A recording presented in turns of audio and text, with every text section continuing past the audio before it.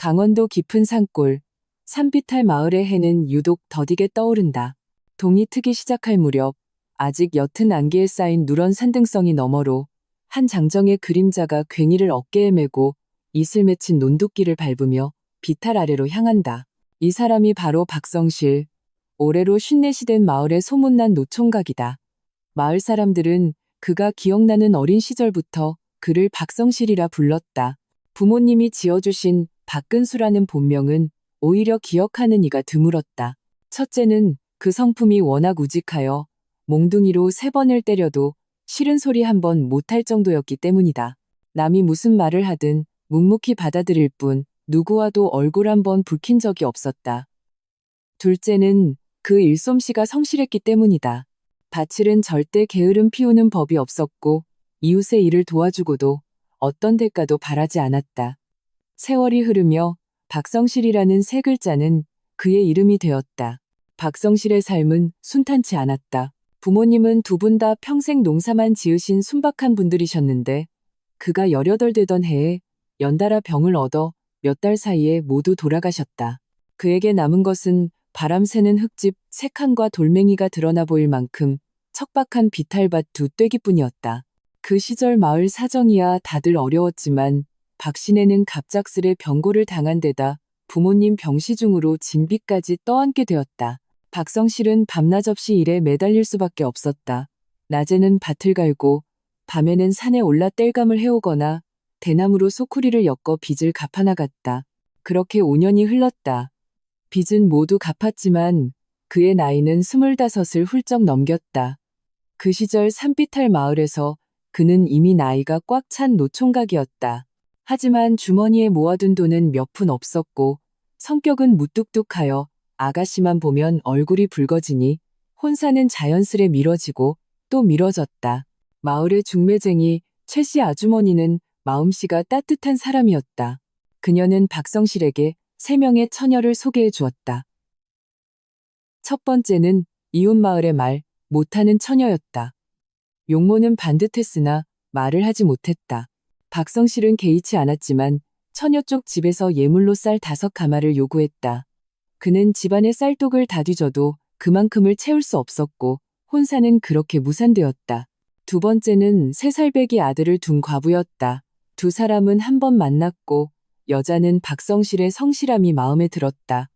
하지만 그녀의 시댁에서 반대했다. 박성실의 집이 너무 가난하여 아이가 고생할 것이라며 기어코 혼사를 막아섰다. 세 번째는 다리가 조금 불편한 처녀였다.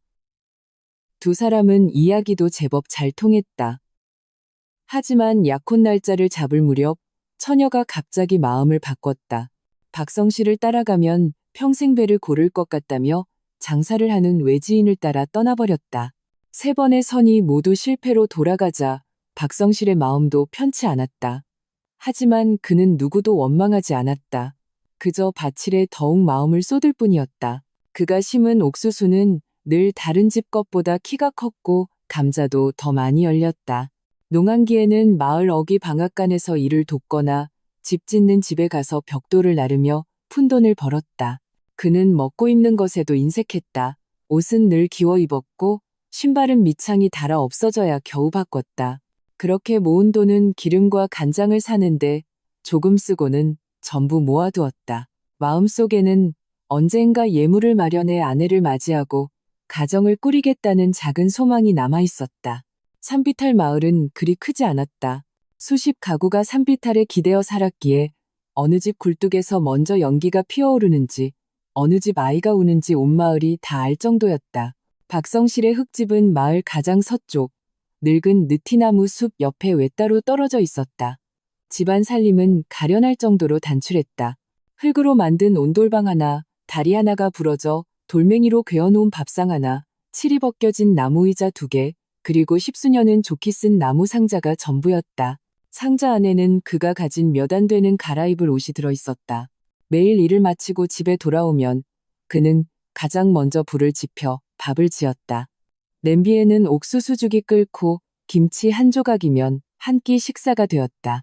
밥을 다 먹고 나면 하늘은 이미 짙은 어둠에 잠겼다. 그는 등불을 켜는 습관이 없었다. 첫째는 전기세를 아끼기 위함이었고 둘째는 불을 켠들 말할 상대도 없어 오히려 더 쓸쓸했기 때문이다.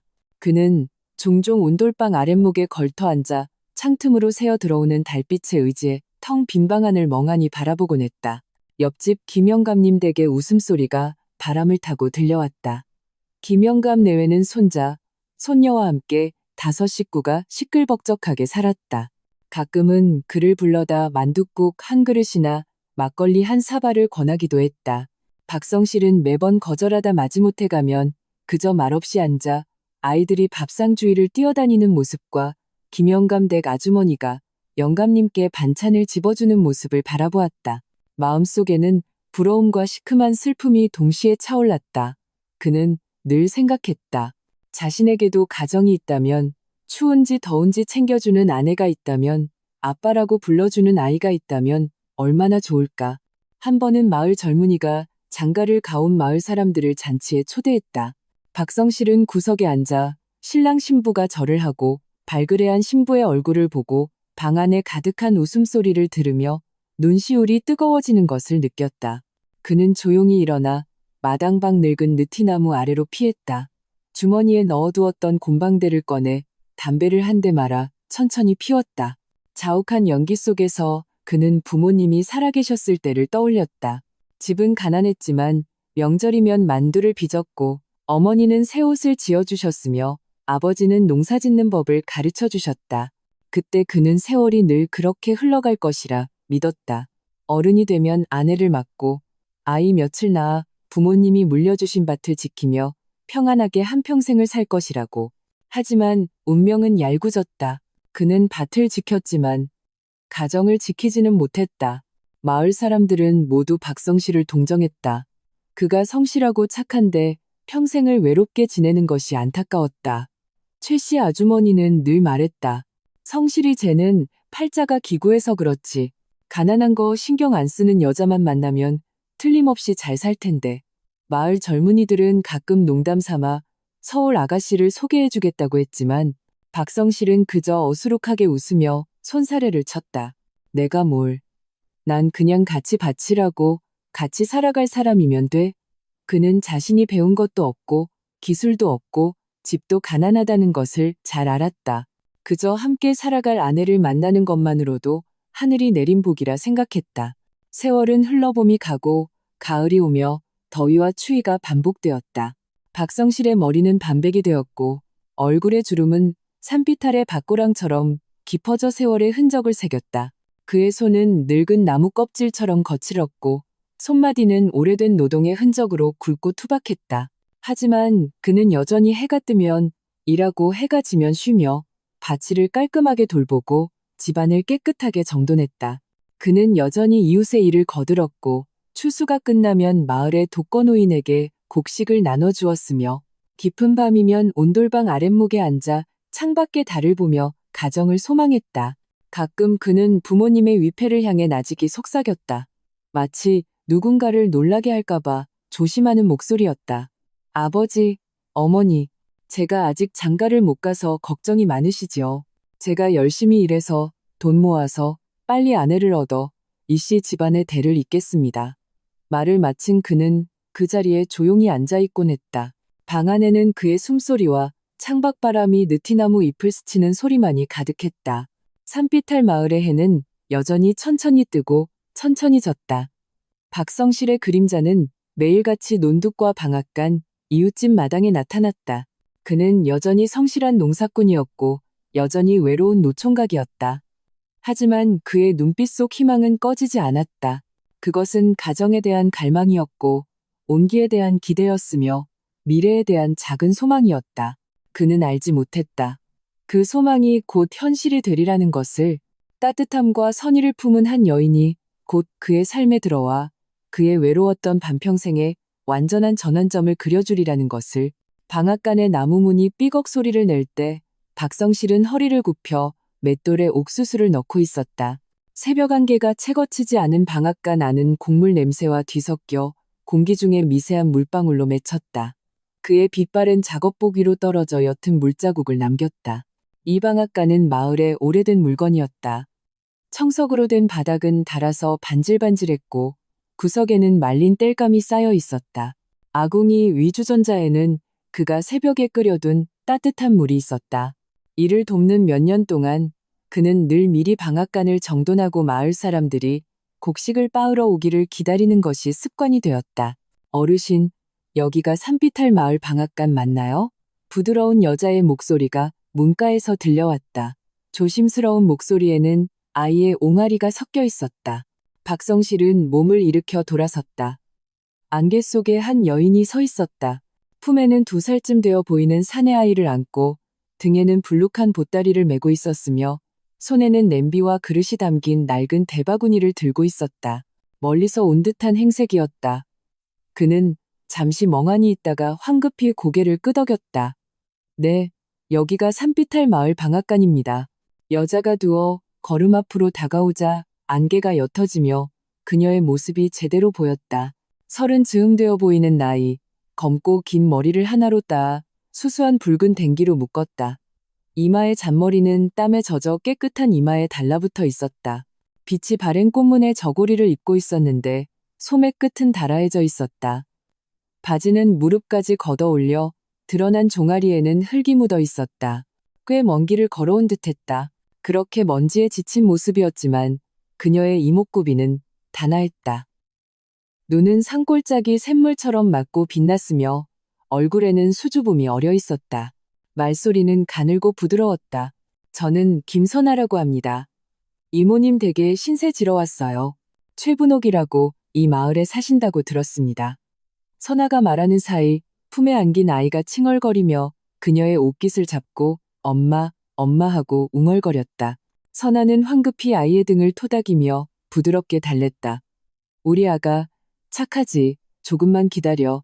엄마가 물 찾아줄게.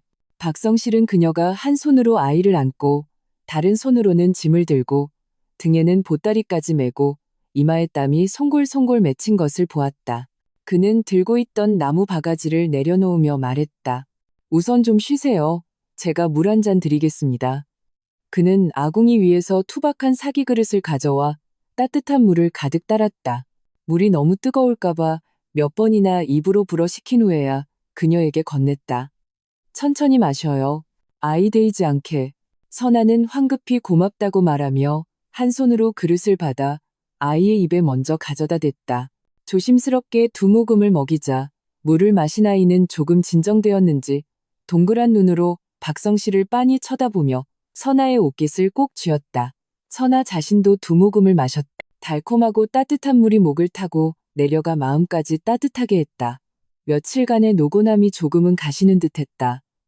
그녀는 그릇을 내려놓으며 미안한 듯 말했다. 어르신, 폐를 끼쳤네요. 이웃 동네에서 걸어왔더니 아이가 많이 지쳤나 봐요. 아닙니다, 아닙니다. 박성실은 손사래를 치며 어수룩하게 웃었다. 웃을 때 눈가의 주름이 깊게 패었다. 최분옥 씨라면 알지요. 마을 동쪽 저 느티나무 옆집에 살아요. 찾으시는 거라면 이따가 제가 소식 전해드릴게요. 와서 모셔가라고. 선아의 눈이 반짝 빛나며 얼굴에 감사한 기색이 떠올랐다. 정말요? 정말 감사해요, 어르신.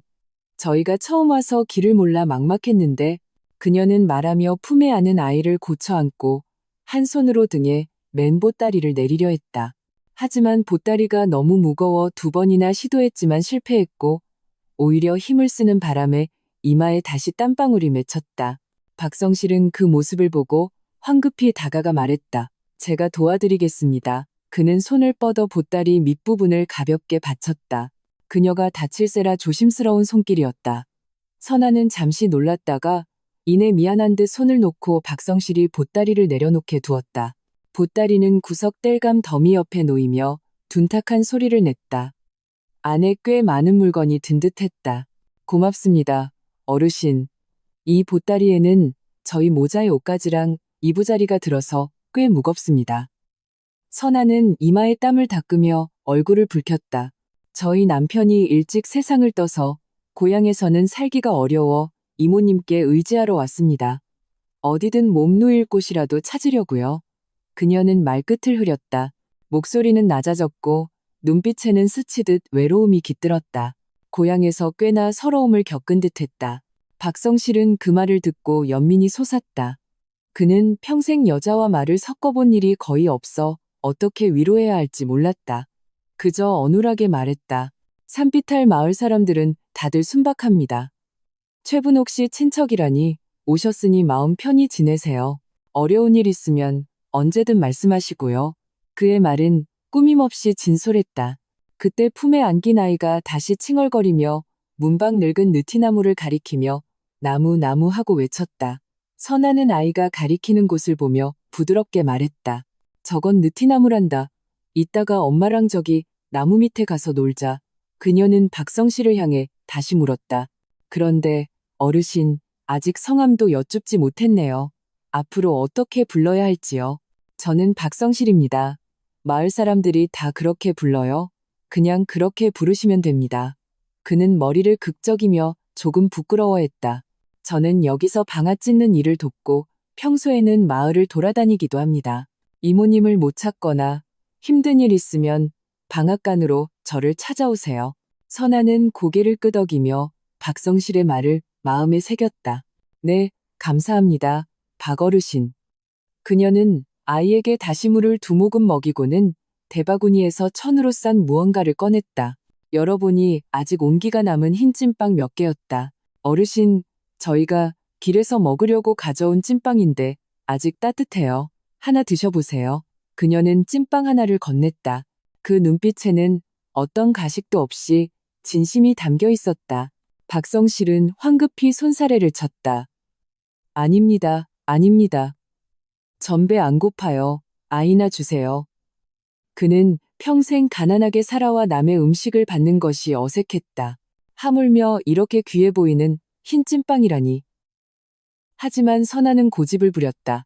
어르신, 저희 많이 가져왔어요. 그냥 받으세요. 이렇게 많이 도와주셨는데 제가 보답할 길이 이것밖에 없네요. 그녀는 찐빵을 박성실의 손에 쥐어주었다. 그 말투에는 단호함이 섞여 있었다. 찐빵의 온기가 두꺼운 작업복을 뚫고 박성실의 손바닥을 따뜻하게 했다. 그는 선아의 진심 어린 눈빛을 보고 더는 거절하지 못하고 받아들며 나직이 고맙습니다라고 말했다. 바로 그때 마을 어귀에서 최 씨 아주머니의 목소리가 들려왔다. 선아야, 선아야, 네가 왔느냐? 선아의 얼굴이 환해지며 소리쳐 답했다. 이모, 저 여기 있어요. 최 씨 아주머니가 방앗간으로 성큼성큼 들어와 선아를 보자마자 그녀의 손을 잡았다. 드디어 왔구나. 오는 길에 별일은 없었고? 이 녀석, 이렇게나 컸네. 두 사람은 잠시 안부를 물었고 그제야 최 씨 아주머니는 옆에 선 박성실을 발견하고 웃으며 말했다. 성실 씨 고마워요. 아니었으면 선안의 모자가 어디서 헤매고 있었을지 몰라. 박성실은 어수룩하게 웃으며 말했다. 별 말씀을요. 다 같은 마을 사람인걸요. 최 씨 아주머니는 선아의 짐을 챙기는 것을 돕고 박성실에게 다시 한번 고맙다고 인사한 뒤 선아 모자를 데리고 마을 동쪽으로 향했다. 떠나기 전 선아는 박성실을 돌아보며 환하게 웃어 보였다. 그 미소는 봄날의 햇살처럼 따스하여 박성실의 마음까지 환하게 비추었다. 그는 방앗간 문 앞에 서서 그들의 모습이 안개 속으로 사라질 때까지 지켜보았다. 손에는 아직 온기가 남은 흰 찐빵이 들려 있었다. 마음속에는 문득 낯선 감정이 피어올랐다. 마치 황량한 밭에 파릇한 새싹이 돋아나는 듯한 신기하면서도 뭐라 설명할 수 없는 기대감이 섞인 감정이었다. 그날 오전 박성실은 일에 좀처럼 집중하지 못했다. 맷돌은 하염없이 돌고 옥수수는 고운 가루가 되었지만 그의 마음은 자꾸만 새벽의 만남으로 향했다. 그는 선아의 단아한 얼굴과 부드러운 목소리, 아이를 안고 있던 모습, 그리고 그녀가 건네준 따뜻한 찐빵을 떠올렸다. 김선아라는 그 여자는 참 착해 보였다. 아이를 데리고 친척에게 의지하러 왔으니 쉽지 않을 터였다. 점심때가 되어 그는 방앗간 문지방에 앉아 그 흰 찐빵을 천천히 베어 물었다. 찐빵의 고소한 밀가루 향이 입안에 퍼지며 달콤한 맛이 났다. 아주 오랫동안 맛보지 못한 맛이었다. 그는 다음에 선아를 만나면 고맙다고 말해야겠다고 생각했다. 아니면 힘든 일이라도 도와줘야겠다고. 이 산비탈 마을에서 외지에서 온 과부가 아이를 데리고 살아가려면 분명 쉽지 않을 테니까. 안개는 이미 걷히고 해가 중천에 떠 산비탈 마을을 따스하게 비추었다. 박성실은 찐빵을 다 먹고 손에 묻은 가루를 털어낸 뒤 다시 나무 바가지를 들었다. 하지만 그는 마음속으로 알고 있었다. 무언가 이미 달라졌다는 것을.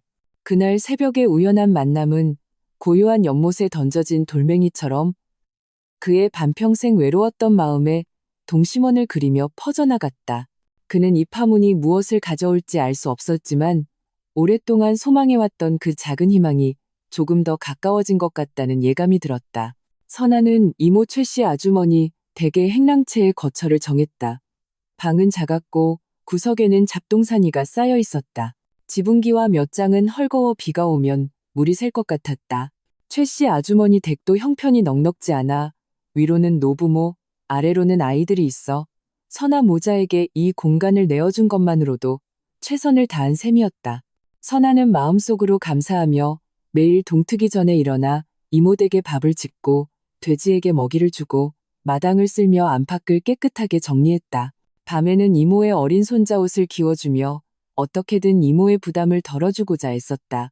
하지만 결국 자신의 삶은 스스로 꾸려나가야 했다. 선아는 언제까지나 이모에게 기댈 수 없다는 생각에 생계를 꾸릴 방법을 찾아야겠다고 마음먹었다. 그녀는 행랑채 문 앞에 버려진 공터를 보고 그곳을 일궈 채소를 심기로 했다. 돈도 아끼고 아이에게 좋은 음식을 먹일 수 있을 터였다. 하지만 그녀는 아이를 돌보는 연약한 여자였다. 힘도 부족하고 밭일도 서툴렀다. 괭이를 들고 땅을 파보니 몇 번 하지 않아 숨이 차고 손바닥에는 붉은 물집이 잡혔다. 그날 저녁 박성실이 방앗간에서 일을 마치고 돌아오는 길에 최씨 아주머니 댁 앞을 지나게 되었다. 그는 선아가 허리를 굽힌 채 힘겹게 괭이질을 하는 모습을 보았다. 석양의 그녀의 그림자는 길게 늘어져 있었고 이마의 땀은 뺨을 타고 흘러내려 귀밑머리를 적셨다. 품에 있던 아이는 옆에 작은 의자에 앉아 나뭇가지를 들고 엄마, 엄마 하고 옹알거렸고 가끔 손을 뻗어 흙을 만지기도 했다. 박성실은 걸음을 멈추고 길가에 서서 잠시 지켜보았다. 마음속으로 안타까움이 밀려왔다. 저 여인 참 딱하구나. 저렇게 힘든 일을 어찌 혼자 한단 말인가. 그는 잠시 망설이다가 이내 그녀에게 다가가 조심스럽게 말했다. 선아 씨, 제가 좀 도와드릴까요? 선아는 깜짝 놀라 고개를 들었다. 박성실인 것을 확인하고는 잠시 당황했다가 이내 미안한 표정을 지었다. 박 어르신, 아니에요, 아니에요. 저 혼자 할 수 있어요. 쉬러 가시는 길 방해하면 안 되죠. 별일 없습니다. 집에 가도 저 혼자인걸요. 박성실은 말하며 선아가 거절할 틈도 없이 그녀의 손에서 괭이를 넘겨받았다. 이 밭은 먼저 흙덩이를 잘게 부숴야 해요. 안 그러면 채소를 심어도 잘 자라지 못합니다. 그가 쥔 괭이는 안정적이었다. 팔에 힘을 주자 괭이가 흙 속 깊이 밝혔고 다시 들어 올리자 풀뿌리가 섞인 흙이 뒤집혔다. 그의 동작은 능숙하고 힘은 고르게 분배되었다. 얼마 지나지 않아 선아가 반나절 동안 씨름하던 밭은 평평하게 정리되었다. 선아는 옆에 서서 박성실의 넓은 등을 바라보았다. 마음이 따뜻해졌다. 그는 빛바랜 작업복을 입고 있었는데 등은 땀으로 젖어 짙은 자국을 남겼다. 하지만 그는 아랑곳하지 않고 묵묵히 일만 했다. 낯선 사람이 나타나자 아이는 낯을 가리지 않고 동그란 눈으로 박성실을 보며 아저씨, 아저씨 하고 불렀다. 선아는 황급히 방에서 시원한 물 한 그릇을 떠오고 깨끗한 수건을 가져와 건넸다. 박 어르신, 좀 쉬면서 물 드세요. 너무 무리하지 마시고요. 박성실은 허리를 펴고 물그릇을 받아 단숨에 들이켰다. 수건으로 얼굴에 땀을 닦으며 어수룩하게 웃었다. 안 힘듭니다. 이 정도 일은 아무것도 아니에요. 그는 옆에 있는 아이를 보고 주머니에서 빨간 종이에 싼 과일 사탕 하나를 꺼냈다. 며칠 전 이웃마을 집 짓는 일을 도와주고 주인이 준 것이었는데 아껴두고 먹지 않았던 것이다. 그는 사탕을 아이에게 건넸다. 아가야, 이거 먹으렴. 아이는 눈을 반짝이며 받으려다 엄마인 선아를 돌아보았다. 선아가 고개를 끄덕이자 아이는 기쁘게 사탕을 받아 조심스럽게 껍질을 벗겨 입에 넣었다. 달콤한 맛에 눈을 가늘게 뜨며 박성실을 향해 환하게 웃었다. 그날 밤 박성실은 선아를 도와 밭 전체를 다 갈아주었고 물두덩이를 길어다 밭에 골고루 뿌려주었다. 선아는 너무 미안해서 저녁을 먹고 가라고 간곡히 청했다. 박성실은 본래 거절하려 했지만 선아의 진심, 어린 눈빛과 아이의 기대하는 눈빛에 결국 고개를 끄덕였다. 저녁 식사는 단출했다. 옥수수죽 한 그릇, 김치 한 접시, 그리고 흰 찐빵 2개. 선아가 특별히 박성실을 위해 남겨둔 것이었다. 밥을 먹는 동안 아이는 선아의 무릎에 앉아 가끔 젓가락으로 김치를 집어 박성실에게 건네며 서툰 발음으로 아저씨, 드세요라고 말했다. 박성실의 마음은 달콤함으로 가득 찼다. 그는 이 저녁 식사가 혼자 먹던 그 어떤 밥보다도 맛있다고 느꼈다. 그 후로 박성실은 자주 선아네를 찾았다. 농한기에는 선아를 도와 지붕을 고치고 담장을 보수했다. 농번기에는 밭에 작물을 심고 수확하는 것을 도왔다. 선아도 그의 도움을 그냥 받지는 않았다. 그의 해진 옷을 기워주고 더러워진 이부자리를 빨아주었다. 가끔 박성실이 늦게까지 일하고 돌아가면 따뜻한 밥 한 그릇이나 삶은 달걀 2개를 챙겨주며 야식으로 먹으라고 했다. 박성실의 흙집은 예전에 늘 어수선했다. 옷과 신발이 아무렇게나 널려 있었다. 하지만 선아가 그의 살림을 돌봐준 후로 집안은 깨끗하고 정돈되었다. 낡은 옷은 깔끔하게 기워졌고 더러운 이부자리는 깨끗하게 세탁되어 은은한 비누향이 났다. 박성실은 집에 돌아올 때마다 정돈된 방을 보며 마음이 따뜻해지는 것을 느꼈다. 예전처럼 춥고 쓸쓸하지 않았다.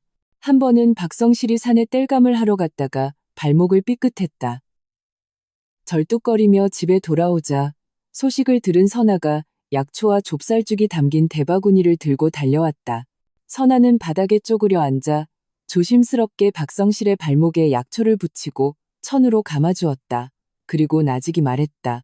박 어르신, 이 약초는 이모가 구해준 건데 삔데 아주 좋대요. 며칠 동안은 밭을 나가지 마시고 푹 쉬세요. 박성실은 선아의 진지한 모습을 보며 마음의 감동이 밀려왔다. 쉰 평생을 살면서 부모님 외에 누구도 자신을 이렇게 챙겨준 적이 없었다. 그는 고맙다고 말하고 싶었지만 입에서는 겨우 선아씨, 고생이 많네요라는 말만 튀어나왔다. 선아는 고개를 들어 그를 보며 웃었다. 박 어르신이 저를 얼마나 많이 도와주셨는데요. 제가 이 정도 하는 건 아무것도 아니에요. 그녀는 좁쌀죽을 건네며 말했다. 어서 뜨거울 때 드세요. 기운 차리셔야죠. 박성실은 죽 그릇을 받아 천천히 마셨다. 좁쌀죽은 부드럽고 달콤했다. 그의 위를 따뜻하게 하고 마음까지 데워주었다. 그는 선아를 바라보며 문득 이 여인이 원어하고 현명할 뿐만 아니라 마음씨도 곱다는 것을 느꼈다. 그는 자신의 외로웠던 반평생과 길고 쓸쓸했던 밤들을 떠올렸다. 마음속에 강한 소망이 솟아올랐다. 만약 평생을 선아 씨와 이렇게 지낼 수 있다면 얼마나 좋을까. 선아도 점차 박성실에게 마음의 벽을 허물었다. 그녀의 전남편은 게으르고 술을 좋아했으며 폭력적이었다. 그와 사는 동안 단 하루도 편한 날이 없었다. 남편이 죽은 후 고향에서 그녀는 사람들의 손가락질과 험담에 시달려야 했다. 이모가 거두어주지 않았다면 정말 어떻게 살아야 할지 막막했을 것이다. 산비탈 마을에 온 후 박성실의 등장은 그녀의 잿빛 삶의 한 줄기 빛과 같았다. 그는 무뚝뚝하고 말주변이 없었지만 성실하고 진심으로 사람을 대했다. 그녀와 아이에게도 진심으로 잘해주었다. 한 번은 아이가 한밤중에 열이 펄펄 끓어 얼굴이 새빨개지고 울며 보챘던 적이 있다. 그녀는 어쩔 줄 몰라 발만 동동 굴렀다.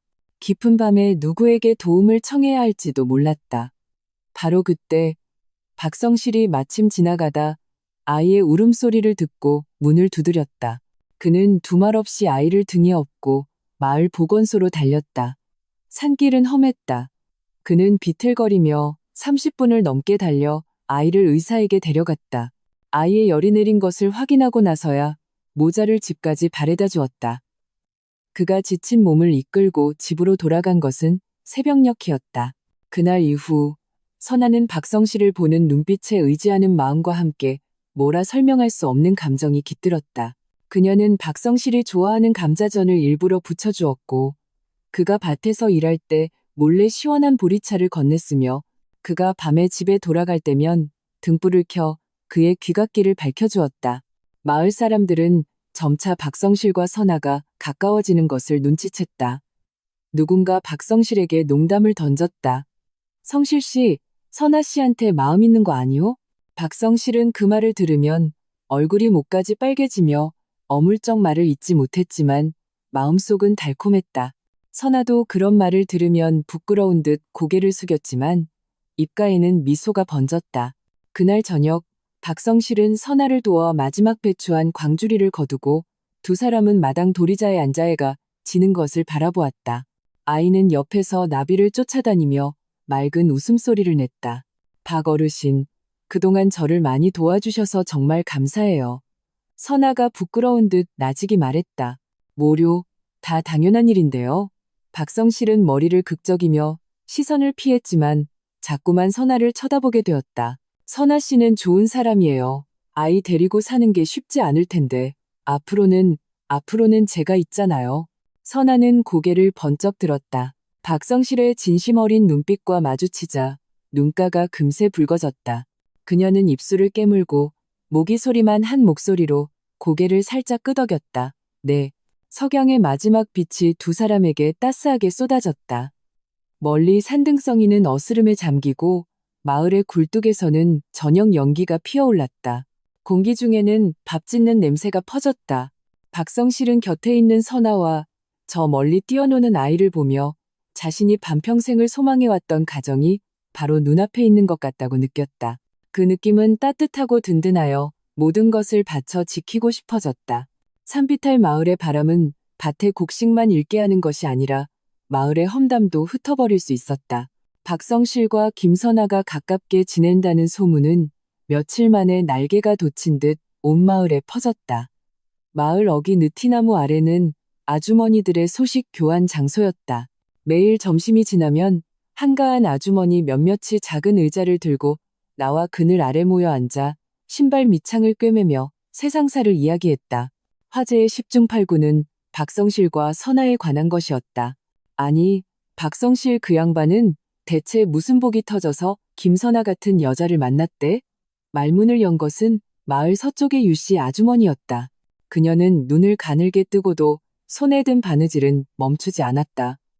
쉰이 넘은 노총각에 애딸린 재혼 과부라니 정말 분수도 모르지. 옆에 있던 최씨 아주머니가 그 말을 듣고 미간을 찌푸렸다. 유씨, 말 그렇게 하면 안 되지. 성실씨 사람 좋잖아. 성실하고 부지런하고 선아도 기구한 사람인데 둘이 잘 되면 좋은 일이지. 좋긴 뭐가 좋아? 유씨 아주머니는 입을 삐죽이며 목소리를 낮췄지만 주변 사람들이 다 들을 만큼의 크기였다. 그 김선아라는 여자 어쨌든 재혼이잖아. 그것도 애까지 딸렸고 박성실이 모아둔 푼돈이라도 노리고 붙은 거 아니겠어? 평생 기댈 언덕이나 찾으려는 거지. 듣자 하니 그 여자 전남편은 영안이었다던데 게으르고 폭력적이라 선아가 고생 많이 했다더라고. 다른 아주머니가 끼어들었다. 게다가 선아는 용모도 단정하고 손도 빠르잖아. 박성실이 그런 여자를 아내로 맞으면 그게 복이지. 복은 무슨 재앙이지? 유씨의 아주머니는 콧방귀를 뀌었다. 과부가 남편 죽은 지 몇 년 됐다고 벌써 제가 할 생각을 해. 속이 얼마나 해프면 그러겠어. 박성실이 너무 순진해서 자기가 팔려가는 줄도 모르고 돈 세주고 있는 꼴이지. 이런 말들은 바늘처럼 박성실과 선아의 귀에 조용히 밝혔다. 박성실은 방앗간에서 일하다가 그 말을 들었다. 그날 오후 마을의 한량인 이서방이 곡식을 빻으러 와서 맷돌이 도는 것을 보며 그를 놀렸다. 성실이 형님, 요즘 그 김선아라는 여자랑 꽤 가깝게 지낸다면서요? 어때요? 집에 들여서 아랫목이라도 데워달라고 할 참이에요. 박성실의 얼굴이 목까지 새빨개졌다. 손에 든 나무 바가지가 하마터면 떨어질 뻔했다. 그는 더듬거리며 말했다. 이서방, 쓸데없는 소리 말게. 우린 그냥 서로 돕고 지내는 사이야. 돕고 지내는 사이라고? 이서방은 입을 비죽이며 웃었다. 그 눈빛에는 조롱이 가득했다. 성실이 형님, 바보같이 굴지 마요. 그 여자 재혼에 애까지 딸렸잖아요. 그런 여자 데려와서 고생길 자초할 일 있어요? 마을 사람들이 다 형님더러 늙어서 주책이라고 남이 버린 중고품이나 줍는다고 수군거려요. 자, 자네, 함부로 말하지 말게. 박성실의 얼굴이 붉게 달아올랐다. 마음속이 무언가로 꽉 막힌 듯 답답하고 괴로웠다. 그는 반박하고 싶었지만 말주변이 없어 한참 동안 제대로 된 말 한마디 하지 못했다. 그저 주먹을 꽉 쥘 뿐이었고 손마디가 하얗게 질렸다. 이 서방은 그의 모습을 보고 더 신나게 웃었다. 어때요? 틀린 말 했어요? 진짜 그 여자랑 결혼하면 앞으로 고생길이 훤해요. 그때 가서 돈 뺏기고 사람한테 속고 나서 저 찾아와서 울지나 마시오. 박성실은 더 이상 참을 수 없었다. 그는 나무 바가지를 거칠게 내려놓고 방앗간 밖으로 나가버렸다. 이 서방의 듣기 싫은 말을 더 듣고 싶지도 그와 다투고 싶지도 않았다. 하지만 그 말들은 가시처럼 그의 마음에 박혀 하루 종일 기운을 차릴 수 없게 했다. 선아가 들은 험담은 박성실보다 더 많았다. 그녀가 냇가에 빨래하러 가면 마을 아주머니들이 뒤에서 손가락질하는 소리를 들었고 밭에 일하러 가면 누군가 그녀를 보며 수군거리는 것을 보았다. 그 눈빛에는 경멸이 담겨 있었다. 한 번은 아이를 데리고 마을 가게에 간장을 사러 갔는데 가게 주인이 음흉하게 말했다. 선아 씨, 참 능력도 좋네. 마을에 온 지 얼마 안 돼서 박성실을 홀딱 반하게 만들고 그래도 말이야. 재혼하는 여자가 박성실 같은 순진한 남자 만난 것도 복인 줄 알아야지. 분수 넘치는 짓은 하지 말고. 선아의 얼굴이 새하얗게 질렸다. 손에 든 간장병을 거의 놓칠 뻔했다. 그녀는 입술을 깨물고 눈물을 억지로 참으며 아이의 손을 잡고 돌아섰다. 오는 길에 아이가 물었다. 엄마, 가게 아줌마가 뭐라고 했어? 왜 엄마한테 그렇게 말해? 선아는 몸을 굽혀 아이의 머리를 쓰다듬으며 억지로 웃었다. 아무것도 아니야. 엄마 괜찮아. 우리 아가 착하지. 집에 가자. 하지만 돌아서는 순간 눈물이 기어코 떨어지고 말았다. 그녀는 과부의 재가가 원래부터 사람들의 입방아에 오르기 쉽다는 것을 알았다. 하물며 아이까지 데리고 마을의 노총각에게 시집을 간다니. 이런 험담은 무거운 돌처럼 선아의 숨통을 조여왔다. 그녀는 망설이기 시작했고 자괴감에 빠졌다. 자신이 박성실에게 어울리지 않는다고 생각하기 시작했다. 아마 마을 사람들 말이 맞을지도 모른다고 자신은 애딸린 재혼 과부이니 박성실의 앞길을 막아서는 안 된다고 생각했다. 그날 밤 박성실은 평소처럼 선안의 집에 땔감을 패주러 왔다. 선안은 그의 말없는 모습을 보며 그 역시 험담을 들었으리라 짐작했다. 그녀는 한참을 망설이다가 마침내 입을 열었다. 박어르신, 마을의 그 소문들 다 들으셨지요? 박성실이 쥐고 있던 도끼가 잠시 멈칫했다. 그는 고개를 끄덕였다. 목소리는 낮고 무거웠다. 들었소. 그 말들? 선아는 입술을 깨물었다. 눈물이 눈가에 그렁그렁했다. 박어르신, 제가 어르신께 과분한 사람인 거 알아요. 저는 재혼이고 아이까지 딸렸어요. 저랑 같이 있으면 마을 사람들의 놀림만 받게 될 거예요. 그러니 우리 앞으로는 만나지 않는 게 좋겠어요. 박성실은 고개를 번쩍 들었다. 그의 눈에는 놀라움과 다급함이 가득했다. 선아 씨, 그게 무슨 말이오? 그건 다 남들이 함부로 하는 소리요. 마음에 담아두지 마시오. 나는 남들이 어떻게 말하든 신경 안 써요. 내가 아는 건 선아 씨가 좋은 사람이라는 거고 나는 선아 씨랑 잘 살아보고 싶다는 것뿐이요. 하지만 마을 사람들이 어르신을 비웃을 거예요. 선아의 눈에서 눈물이 떨어졌다. 어르신은 평생을 힘들게 사셨잖아요. 제가 또 어르신 때문에 손가락질밖에 할 수는 없어요. 나는 두렵지 않소. 박성실은 도끼를 내려놓고 선아 앞으로 다가왔다. 그의 말투는 단호했다. 남들이 뭐라고 하든 상관없소. 선아 씨, 내가 쉰 평생을 살면서 지금처럼 가정을 꾸리고 싶고 누군가와 함께 잘 살고 싶었던 적이 없었소. 당신과 아이가 바로 내가 원하는 가정이오. 누가 반대하든 누가 비웃든 나는 당신을 아내로 맞이할 거요. 박성실의 진심 어리고 단호한 눈빛을 보며 선아의 마음은 감동과 미안함으로 가득 찼다. 그녀는 박성실이 진심으로 자신을 위한다는 것을 알았지만 그가 자신 때문에 상처받는 것을 원치 않았다. 두 사람이 험담으로 괴로워하고 있을 때 더 큰 문제가 닥쳐왔다. 그날 오후 선아가 마당에서 빨래를 하고 있는데 갑자기 낯선 남자 몇 명이 들이닥쳤다. 앞장선 사람은 몸집이 크고 험상궂게 생긴 중년 남자였다. 그는 문에 들어서자마자 큰 소리로 외쳤다. 김선아, 썩 나오지 못해. 선아는 깜짝 놀라 일어섰다. 제가 김선아입니다만 누구신데 저를 찾으시죠? 볼일? 당연히 볼 일이 있지. 중년 남자는 허리에 손을 얹고 험악한 눈으로 말했다. 나는 내 전남편의 형이다. 이 부정한 여자야. 남편 죽은 지 몇 년 됐다고 벌써 바깥에서 딴 놈을 만나? 우리 박씨 집안 망신은 다 시키고. 선아의 얼굴이 새하얗게 질렸다. 아주버님, 오해세요? 저와 박 어르신은 그런 사이가 아니에요. 그런 사이가 아니면 어떤 사이인데? 남자는 냉소했다. 온 마을이 네가 그 늙은 노총각이랑 놀아나는 걸 다 아는데 아직도 발뺌이야? 잘 들어. 오늘 내가 온 건 똑똑히 말해주기 위해서다. 만약 다시 한번 그 노총각이랑 만나기만 해봐. 내가 내 집을 부숴버리고 너희 모자를 이 산비탈 마을에서 발도 못 붙이게 할 테니까. 아이는 남자의 험악한 모습에 겁을 먹고 울음을 터뜨리며 선아의 다리를 꼭 껴안았다. 엄마, 무서워. 선아는 아이를 품에 안고 두려움을 억누르며 소리쳤다. 저와 박 어르신은 떳떳합니다. 저희는 그저 잘 살아보려는 것뿐이에요. 아주버님이 무슨 자격으로 제 삶에 간섭하세요? 무슨 자격? 네가 한때 박씨 집안 며느리였다는 자격이지. 남자는 한 걸음 다가와 선아를 밀치려 했다. 오늘 내가 본때를 보여주마. 박씨 집안을 배신한 대가가 뭔지 알려주지?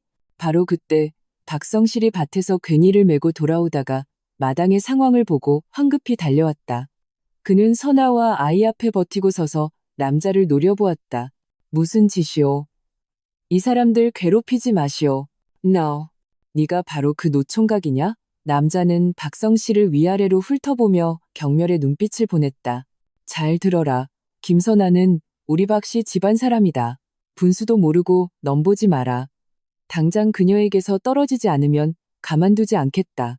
선아 씨는 이제 박씨 집안 사람이 아니오. 그녀의 일은 당신들이 상관할 바가 아니오. 박성실은 무뚝뚝했지만 선아와 아이를 지키기 위해 평생의 용기를 다 짜냈다. 나는 기필코 그녀를 아내로 맞을 거요. 누구도 막을 수 없소? 아내로 맞아? 네 꼴을 보고도 그런 소리가 나오나? 남자는 격분하여 박성실에게 주먹을 날렸다. 박성실은 미처 피하지 못하고 얼굴에 주먹을 맞았다. 입가에서 즉시 피가 흘렀다. 선아는 비명을 질렀다. 박 어르신. 박성실은 입가에 피를 닦았다. 그의 눈빛은 더욱 단호해졌다. 그는 이번에는 물러설 수 없다는 것을 알았다. 선아와 아이를 지켜야 했고 자신이 원하는 가정을 지켜야 했다. 그는 주먹을 꽉 쥐고 남자에게 달려들었다. 박성실은 나이가 들었지만 오랜 노동으로 다져진 힘이 있었다. 남자는 몸집이 컸지만 평소 게으르고 힘쓰는 일은 해본 적이 없었다. 두 사람은 뒤엉켜 싸웠고 마당에 탁자와 의자가 나뒹굴었다. 이웃들이 소란을 듣고 몰려들었다. 어떤 이는 싸움을 말리려 했고 어떤 이는 구경만 했으며 어떤 이는 조용히 수군거렸다. 최 씨 아주머니도 달려와 상황을 보고 황급히 싸움을 말렸다. 이러지들 마세요. 말로 합시다 말로. 하지만 두 사람은 한창 싸우는 중이라 떼어놓을 수 없었다. 결국 마을 이장님이 소식을 듣고 달려와서야 두 사람을 겨우 떼어놓을 수 있었다. 이장님은 코피가 나고 얼굴이 부은 박성실과 기세등등한 남자를 번갈아 보며 미간을 찌푸리고 물었다. 대체 어찌 된 일입니까? 박성실은 입가에 피를 닦으며 목이 쉬었지만 단호한 목소리로 말했다. 이장님, 저는 선아 씨를 아내로 맡고 싶습니다. 이 사람은 선아 씨의 전남편형인데 와서 행패를 부리고 이 모자를 괴롭히려 했습니다. 남자가 변명하려 하자 이장님은 큰 소리로 그를 막았다. 당신은 선아 씨의 전남편형으로서 그녀의 혼사에 간섭할 자격이 없소. 선아 씨는 기구한 사람인데 겨우 기댈 곳을 찾아 잘 살아보려 하는데 무슨 자격으로 와서 행패를 부리는 거요? 당장 돌아가시오. 앞으로 다시는 이모자를 괴롭히지 마시오. 그렇지 않으면 가만두지 않겠소. 남자는 이장님의 단호한 태도와 주변 이웃들의 비난 어린 눈초리를 보고 더 이상 버텨봐야 좋을 게 없다는 것을 깨달았다. 그는 박성실과 선아를 노려보며 두고 보자는 말을 남기고는 부하들을 데리고 꽁무니를 뺐다. 소동이 겨우 가라앉아 선아는 박성실의 입과 상처를 보고 마음이 아파 눈물을 흘렸다. 그녀는 수건을 꺼내 조심스럽게 그의 상처를 닦아주었다. 박 어르신, 다 저 때문이에요. 저 때문에 이런 일을 당하시고. 박성실은 그녀의 손을 잡으며 어수룩하게 웃었다. 그의 눈에는 따뜻함과 단호함이 가득했다. 당신 탓이 아니오. 당신과 아이를 지킬 수만 있다면 이 정도 상처는 아무것도 아니오. 선아 씨, 걱정 마시오. 앞으로는 내가 있으니 누구도 당신들 모자를 괴롭히지 못할 거요. 어떤 어려움이 닥쳐도 내가 함께할 거요. 선아는 박성실의 진심 어린 눈빛을 보며 마음속에 무거운 돌이 내려앉는 것을 느꼈다. 그녀는 이 남자가 진정으로 평생을 기댈 수 있는 사람이라는 것을 알았다. 험담과 외부의 방해는 그녀를 고통스럽고 망설이게 했지만 동시에 박성실과 함께하려는 결심을 더욱 굳건하게 만들어 주었다. 밤이 깊어지고 마을의 등불이 하나둘 켜졌다. 박성실과 선아는 마당에 서서 서로를 바라보았다. 그들의 눈에는 미래에 대한 기대가 가득했다. 앞으로의 길이 험난할 수도 있겠지만 두 사람이 함께 힘을 합친다면 모든 장애물을 극복하고 안정되고 행복한 삶을 살 수 있을 것이라 믿었다. 이장님이 선아의 전남편 식구들을 쫓아낸 후 박성실이 선아 모자를 감싸고 집으로 들어가는 뒷모습은 산비탈 마을의 저녁 노을 속에 깊은 흔적을 남겼다. 다음 날 아침 박성실은 주머니에 있던 몇 안 되는 꼬깃꼬깃한 지폐를 들고 읍내 상점으로 향했다. 그는 선아에게 옷감을 끊어 새 옷을 지어주고 싶었다. 평생 처음으로 여자에게 무언가를 사주려는 것이었다. 손바닥은 긴장으로 뜨거웠지만 마음은 환하게 밝았다. 그는 옷감의 좋고 나쁨을 몰랐다. 그저 색이 수수하고 만졌을 때 두툼한 면포를 골라 가격을 물었다. 가게 주인은 눈치가 빠른 사람이었다. 그가 산비탈 마을의 노총각임을 알아보고 물었다. 박서방, 네 집 처녀에게 줄 옷감을 끊으시는 게요? 박성실은 얼굴을 붉히며 더듬거렸다. 제가 아내로 맞으려는 사람에게요. No. 가게 주인은 잠시 놀랐다가 이내 웃으며 정직한 가격을 불렀다. 덤으로 붉은 실 한 타래를 주며 말했다. 좋은 의미로 드리는 겁니다. 두 분 백년해로 하시길. 박성실은 옷감을 품에 안고 돌아오는 길에 마을 어귀에서 먼 친척인 박서방을 만났다. 박서방은 마을에서 그나마 그와 교류가 있던 몇 안 되는 친척이었지만 속물적인 사람이었다.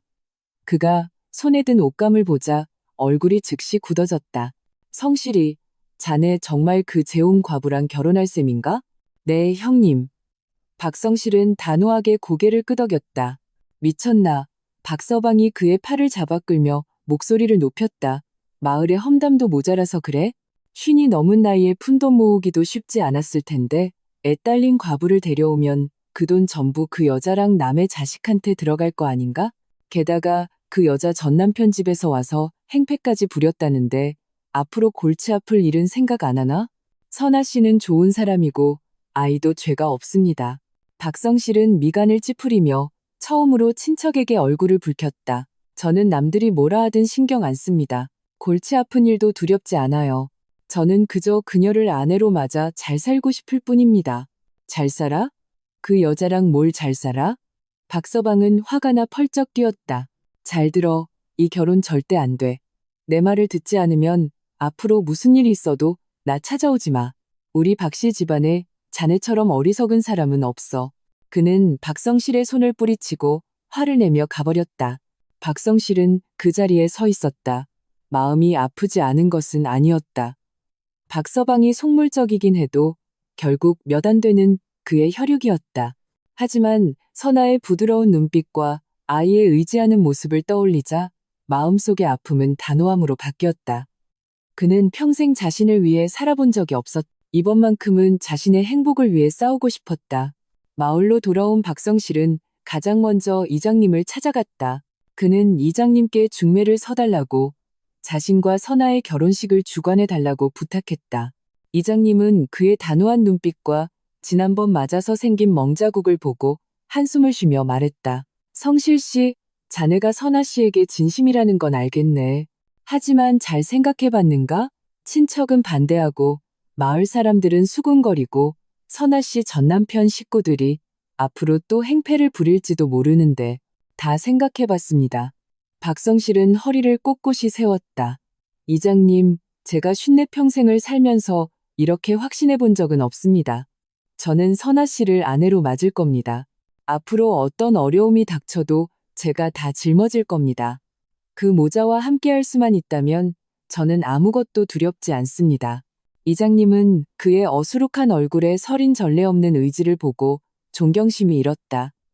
그는 박성실의 어깨를 두드리며 말했다. 알겠네. 자네가 결심했다니 내가 돕겠네.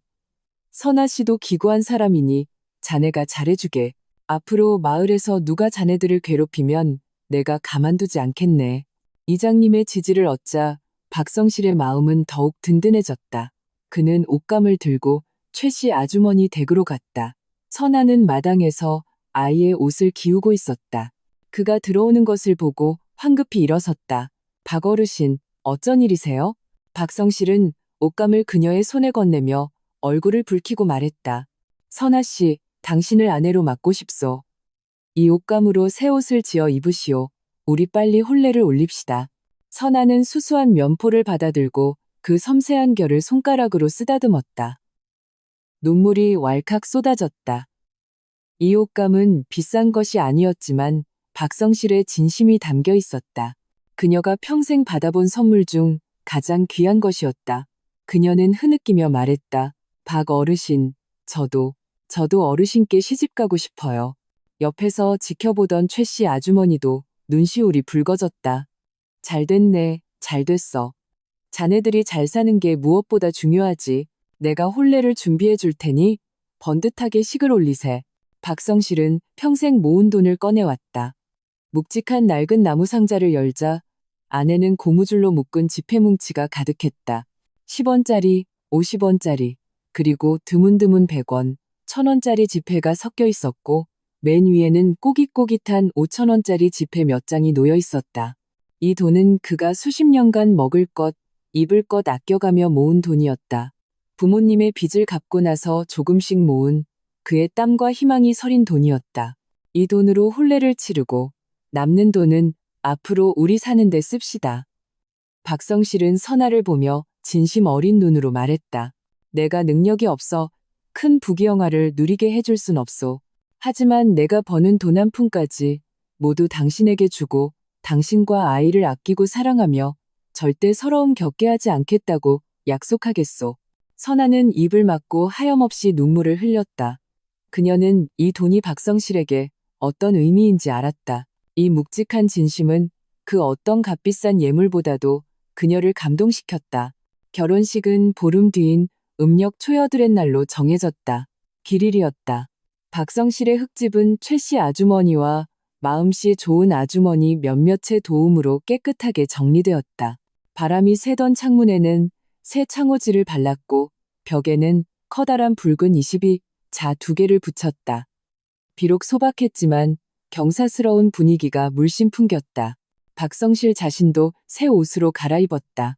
최 씨 아주머니가 지어준 푸른 저고리와 검은 바지였다. 평소에는 아까워서 입지 못했지만 이날 입으니 한결 늠름해 보였다. 그는 일부러 읍내에 가서 머리를 자르고 수염도 깎았다. 주름 가득하지만 순박한 얼굴이 드러났다. 혼례를 준비하는 며칠 동안 마을의 험담은 점차 줄어들었다. 어떤 마을 사람들은 박성실의 진심에 감동하여 자발적으로 돕기 시작했다. 마을 동쪽의 김목수는 새 밥상과 의자 2개를 공짜로 만들어 주었고 채소 장수의 영감님은 신선한 채소 한 광주리를 보내주었다. 심지어 예전에 박성실을 놀렸던 이서방도 자진해서 땔감을 패주고 물을 길어주었다. 사람들은 모두 박성실이 좋은 사람이고 선아도 부지런하고 착한 여자라는 것을 알았다. 두 사람이 함께하는 것이 쉽지 않았으니 도와야 할 일은 도와야 한다고 생각했다. 물론 뒤에서 여전히 험담하는 사람도 있었지만 박성실과 선아는 더 이상 신경 쓰지 않았다. 삶은 남에게 보여주기 위해 사는 것이 아니라 자신들을 위해 사는 것이라는 걸 알았기 때문이다. 두 사람이 한마음으로 노력하면 좋은 날을 보낼 수 있을 것이라 믿었다. 결혼식 날은 간단했지만 제법 떠들썩했다. 박성실은 두 상의 잔치를 열었고 온 사람들은 모두 진심으로 그들을 축복하는 이들이었다. 이장님, 최씨 아주머니 가족, 김목수, 이 영감님, 그리고 평소 박성실과 가깝게 지내던 이웃 몇몇이 참석했다. 상에 오른 음식은 풍성하지 않았다. 채소볶음, 감자조림, 돼지고기 수육, 그리고 계란탕, 모두 평범한 가정식이었지만 향기로운 냄새가 코를 찔렀다. 선아는 새로 지은 푸른 옷을 입고 머리를 단정하게 빗어 박성실이 사준 붉은 댕기로 묶었다. 얼굴은 수줍은 홍조를 띄었고 눈에는 행복이 가득했다. 그녀는 아이를 안고 박성실 곁에 서서 사람들의 축복을 받았다. 아이도 새 옷을 입고 동그란 눈으로 주변을 신기하게 둘러보며 맑은 웃음소리를 냈다.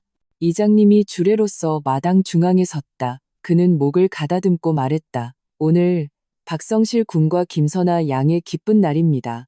성실 군은 우리 마을에서 소문난 성실한 사람입니다. 부지런하고 착실하지요. 선아 양 또한 기구한 삶을 살았지만 굳세고 착한 사람입니다. 두 사람이 함께하기까지 많은 어려움이 있었습니다. 저는 두 사람이 앞으로 서로 존중하고 사랑하며 이해하고 양보하여 행복하게 살아가기를 바랍니다. 삶이 활활 타오르기를 기원합니다. 또한 마을 주민 여러분도 앞으로 이들을 많이 지지해주고 도와주며 더 이상 험담은 하지 말아주시길 바랍니다. 사람들은 모두 박수를 치며 축복을 보냈다. 축하해요. 성실씨, 선아씨, 백년해로 하세요. 앞으로 잘 사시오. 박성실은 선아의 손을 잡고 어수룩하게 웃었다. 그의 목소리는 조금 떨렸다. 모두 감사합니다. 저와 선아의 혼례에 와주셔서 정말 감사합니다.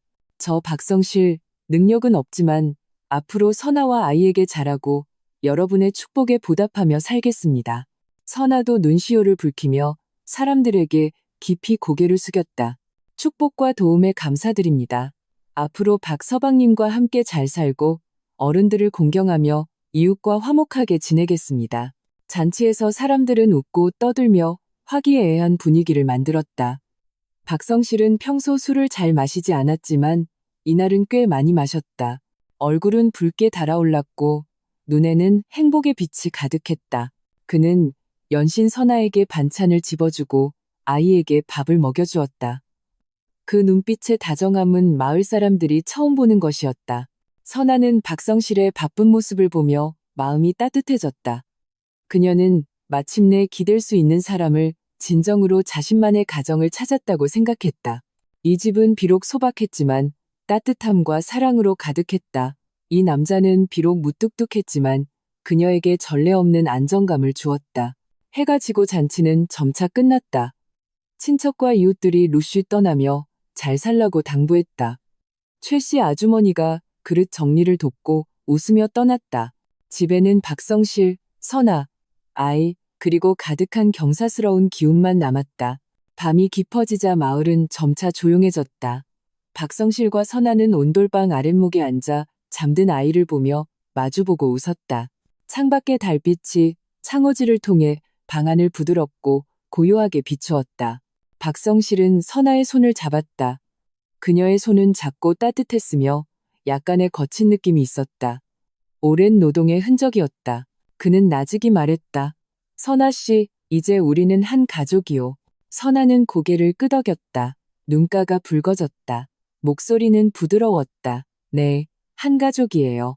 이 순간 모든 장애물은 연기처럼 사라졌고 모든 험담은 허공으로 흩어졌다. 박성실은 오늘부터 자신이 더 이상 외톨이가 아니라는 것을 알았다. 그에게는 아내가 생겼고 아이가 생겼으며 완전한 가정이 생겼다. 이 행복은 쉽게 온 것이 아니었다.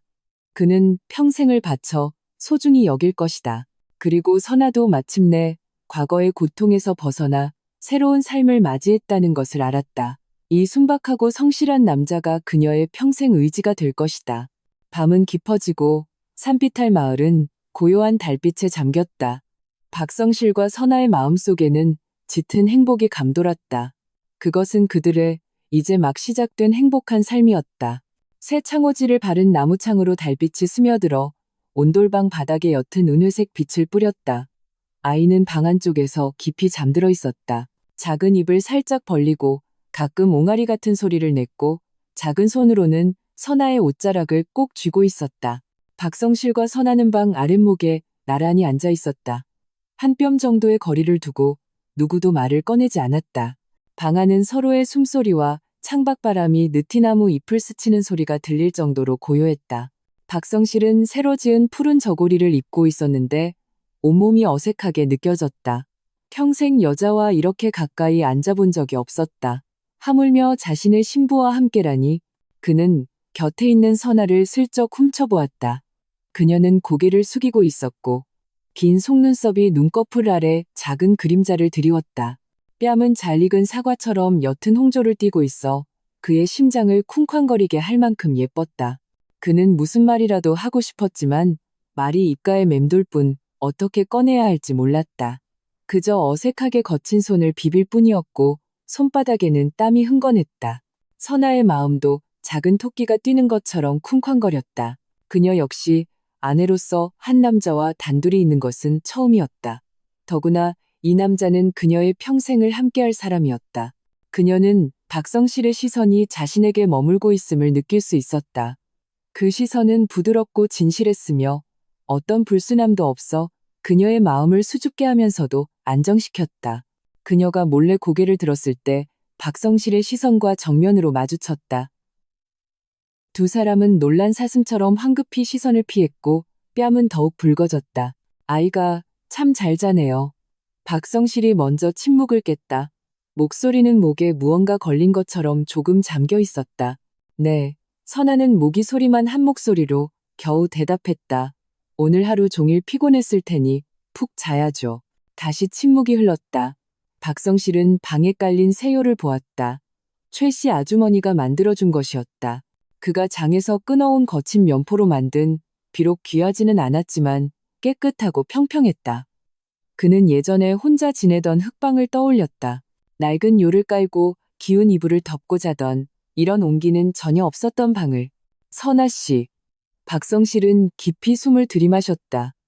마치 평생의 용기를 다 짜내는 것 같았다. 네, 내가 앞으로 당신과 아이에게 정말 잘하겠소. 죽을 힘을 다해 일해서 당신들 모자 배불리 먹고 따뜻하게 입게 해주고 절대 조금의 서러움도 겪게 하지 않겠소. 선아는 고개를 들어 박성실의 진심 어린 눈을 보았다. 눈가가 금세 붉어졌다. 그녀는 이 남자가 비록 무뚝뚝하고 말주변은 없지만 그가 하는 모든 말은 진심이라는 것을 알았다. 그녀는 고개를 끄덕였다. 목소리는 조금 떨렸다. 박서방님, 믿어요. 저도 이 집안을 잘 꾸리고 당신과 아이를 잘 돌볼게요. 우리 함께 잘 살아봐요. 박성실은 그녀의 붉어진 눈가를 보고 마음이 아팠다.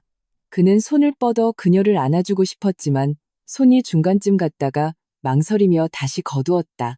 자신이 너무 거칠게 굴어 선아를 놀라게 할까봐 두려웠다. 선아는 그의 망설임을 눈치채고 스스로 그의 곁으로 조금 다가가 그의 어깨에 살며시 기댔다. 박성실의 몸이 순간 굳었다가 이내 긴장을 풀었다. 그는 선아의 머리에서 나는 은은한 비누향을 맡을 수 있었고 그녀의 따뜻한 체온을 느낄 수 있었다. 마음속에는 전에 없던 따뜻한 기류가 솟아올랐다. 그것은 가정의 향기였고 행복의 맛이었다. 그는 조심스럽게 팔을 뻗어 선아의 어깨를 가만히 감쌌다. 선아의 몸이 살짝 떨렸지만 이내 긴장을 풀고 눈을 감았다. 그의 넓은 어깨가 주는 안정감을 느끼며 이 순간 모든 수줍음과 불안은 사라지고 오직 가득한 온기와 미래에 대한 기대만이 남았다. 밤은 깊어지고 달빛은 더욱 부드러워졌다. 박성실은 잠든 아이를 조심스럽게 안아 방 안쪽으로 옮기고 이불을 잘 덮어주었다. 그리고 다시 방 아랫목으로 돌아와 선아를 바라보았다. 그의 눈에는 다정함이 가득했다. 선아의 뺨은 불타는 듯 붉었고 고개를 숙여 그를 쳐다보지 못했다. 박성실은 서툴게 자신의 겉옷을 벗고 조심스럽게 선아의 옷고름을 풀었다. 그의 동작은 매우 가볍고 부드러웠다. 그녀를 아프게 할까봐 염려했다. 선아는 눈을 감았다. 심장이 목구멍으로 튀어나올 것처럼 뛰었고 온몸이 뜨거워졌다.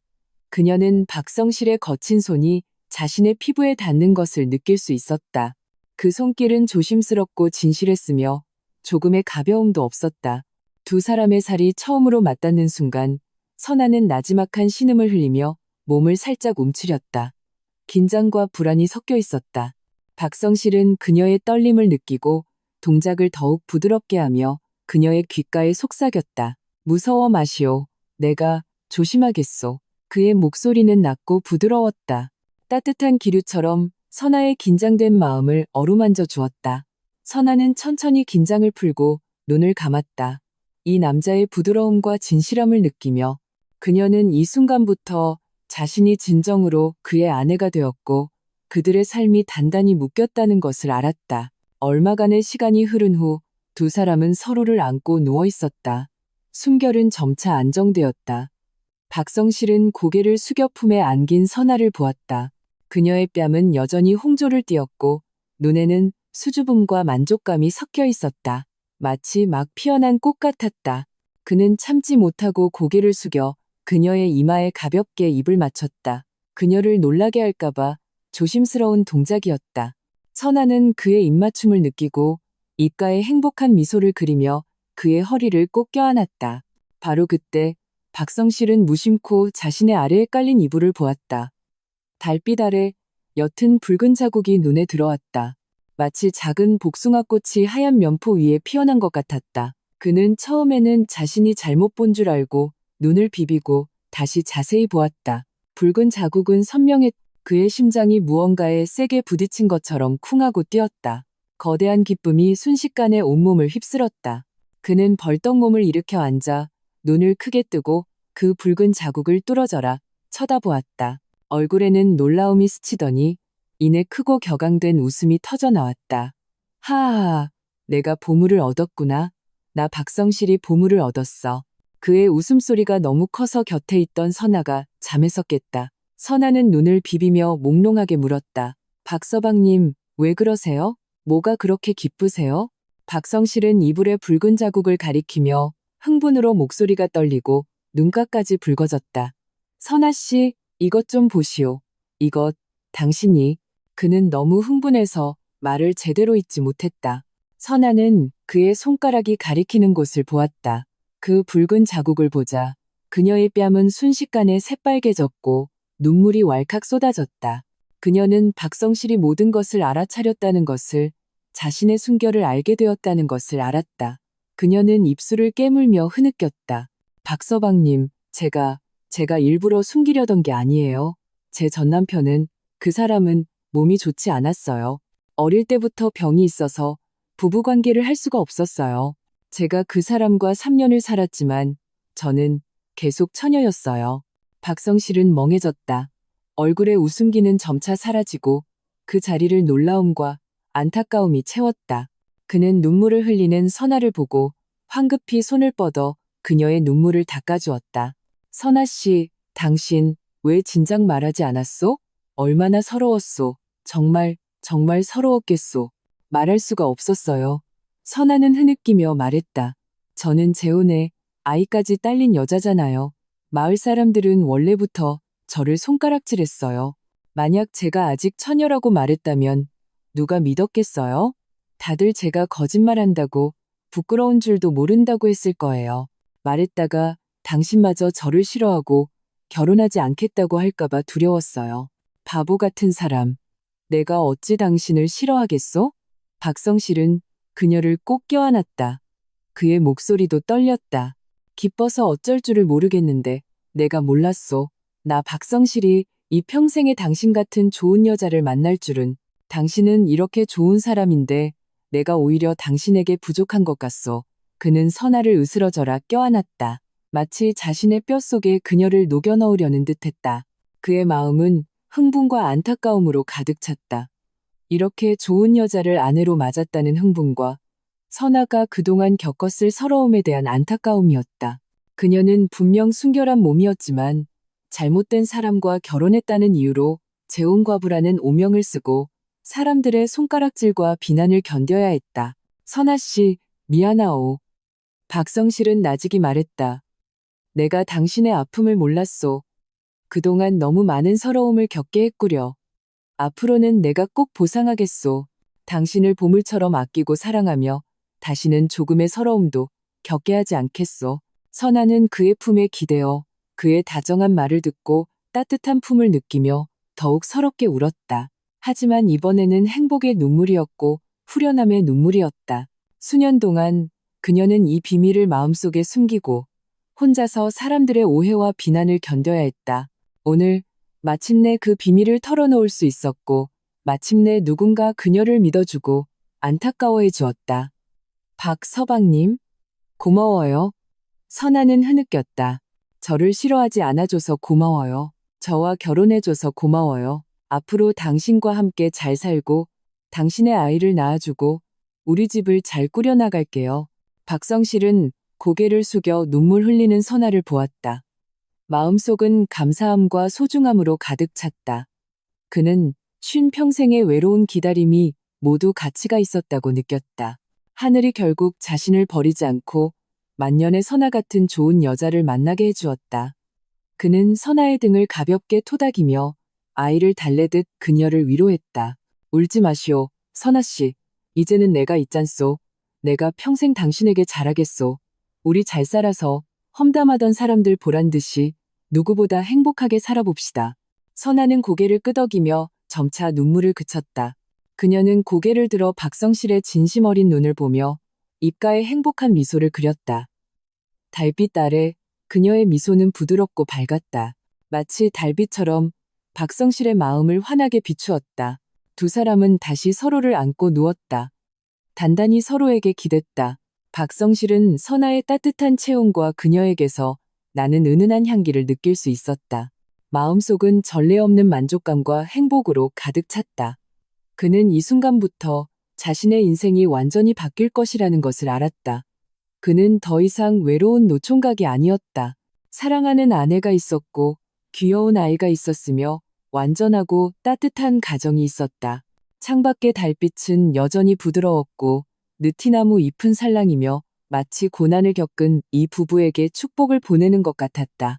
신방에는 짙은 사랑과 행복의 기운이 감돌았다. 그 작은 붉은 자국은 그들의 순결한 사랑을 증명했고 미래의 행복한 삶을 예고했다. 박성실은 품에 안긴 선아를 꼭 껴안고 만족스러운 미소를 지으며 점차 잠에 빠져들었다. 그것은 그의 평생에서 가장 편안하고 행복한 잠이었다. 첫 딸기 울 무렵 산비탈 마을은 아직 여명의 서늘함 속에 잠겨 있었다. 박성실은 잠에서 깼다. 곁에 있는 선아는 아직 깊이 잠들어 있었다. 미간은 부드럽게 펴져 있었고 입가에는 옅은 미소가 어려 있었다. 편안한 꿈을 꾸는 듯했다. 그는 그녀를 깨울까봐 조심스럽게 팔을 빼냈다. 그리고 두 사람 사이에 잠든 아이를 내려다보았다. 아이는 선아의 팔에 머리를 묻고 고르게 숨을 쉬고 있었다. 작은 주먹은 꼭 쥐고 있었다. 박성실은 소리 없이 방에서 나와 옷을 입었다. 그의 동작은 마치 바닥에 달빛을 밟아 부술까봐 염려하는 것처럼 가벼웠다. 예전에 일찍 일어날 때면 마음이 텅 빈 듯 허전했다. 그저 빨리 밭에 가거나 방앗간에 가서 일할 생각뿐이었다. 삶은 맷돌처럼 기계적이고 무겁게 돌아갔다. 하지만 이제는 달랐다. 방 안에 자신을 기다리는 아내와 아이가 있다는 생각에 마음이 따뜻해졌고 발걸음도 한결 가벼워졌다. 그는 먼저 마당으로 나가 땔감을 패서 담벼락에 가지런히 쌓아두었다. 그리고 물독에 물을 가득 채웠다. 이 일을 마치자 동이 트기 시작했다. 그는 부엌으로 들어가 선아와 아이에게 제대로 된 아침을 해주고 싶었다. 예전에 혼자 살 때는 아침을 대충 때웠다. 옥수수죽에 김치 한 조각이면 좋겠다. 하지만 이제는 선아와 아이에게 더 좋은 것을 먹이고 싶었다. 아궁이의 불꽃이 솥바닥을 핥으며 타닥타닥 소리를 냈다. 박성실은 솥에 옥수수가루 몇 숟가락을 넣고 달걀 2개를 풀어 넣었다. 잘 저은 뒤 약한 불에서 천천히 끓였다. 그는 선아가 감자전을 좋아하는 것을 기억하고 어제 남은 반죽을 꺼내 주물러 작은 덩어리로 떼어 속 가장자리에 붙였다. 솥 안에 옥수수죽이 보글보글 끓으며 구수한 냄새가 퍼져나갔다. 감자전의 고소한 냄새와 어우러져 작은 부엌을 가득 채웠다. 선아는 음식 냄새에 잠에서 깼다. 눈을 뜨니 방 안이 이미 환했다. 곁에 자리는 비어 있었고 약간의 온기만 남아 있었다.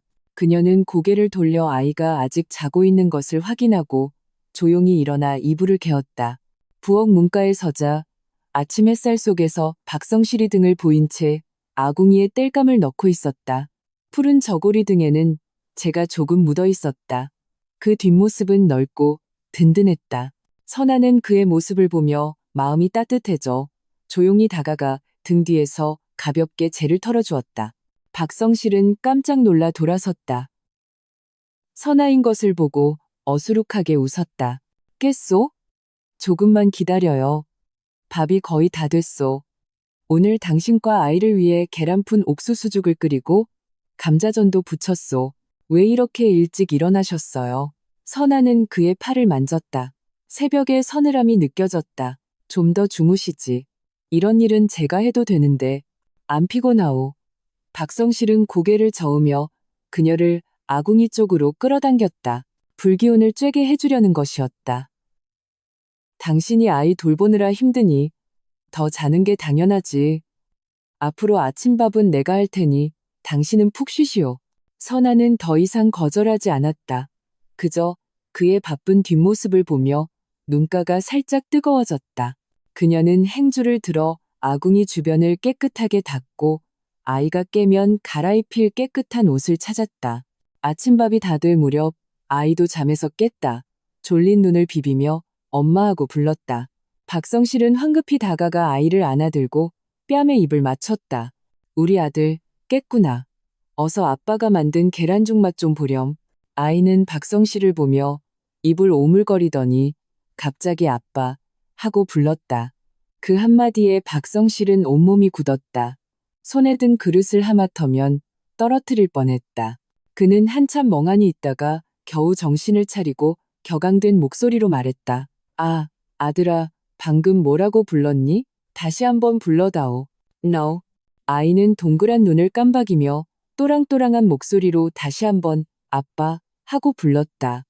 박성실은 더 이상 참지 못하고 아이를 꼭 껴안았다. 눈물이 왈칵 쏟아졌다. 54평생을 살면서 누구도 자신을 이렇게 불러준 적이 없었다. 이 아빠라는 한마디는 그 어떤 좋은 말보다도 그를 기쁘게 했고 그 어떤 귀한 것보다도 소중했다. 그래, 그래. 그는 흐느끼며 연신 대답했다.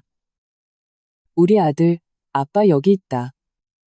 앞으로 아빠가 너를 아껴주고 사탕도 사주고 장난감도 만들어줄게.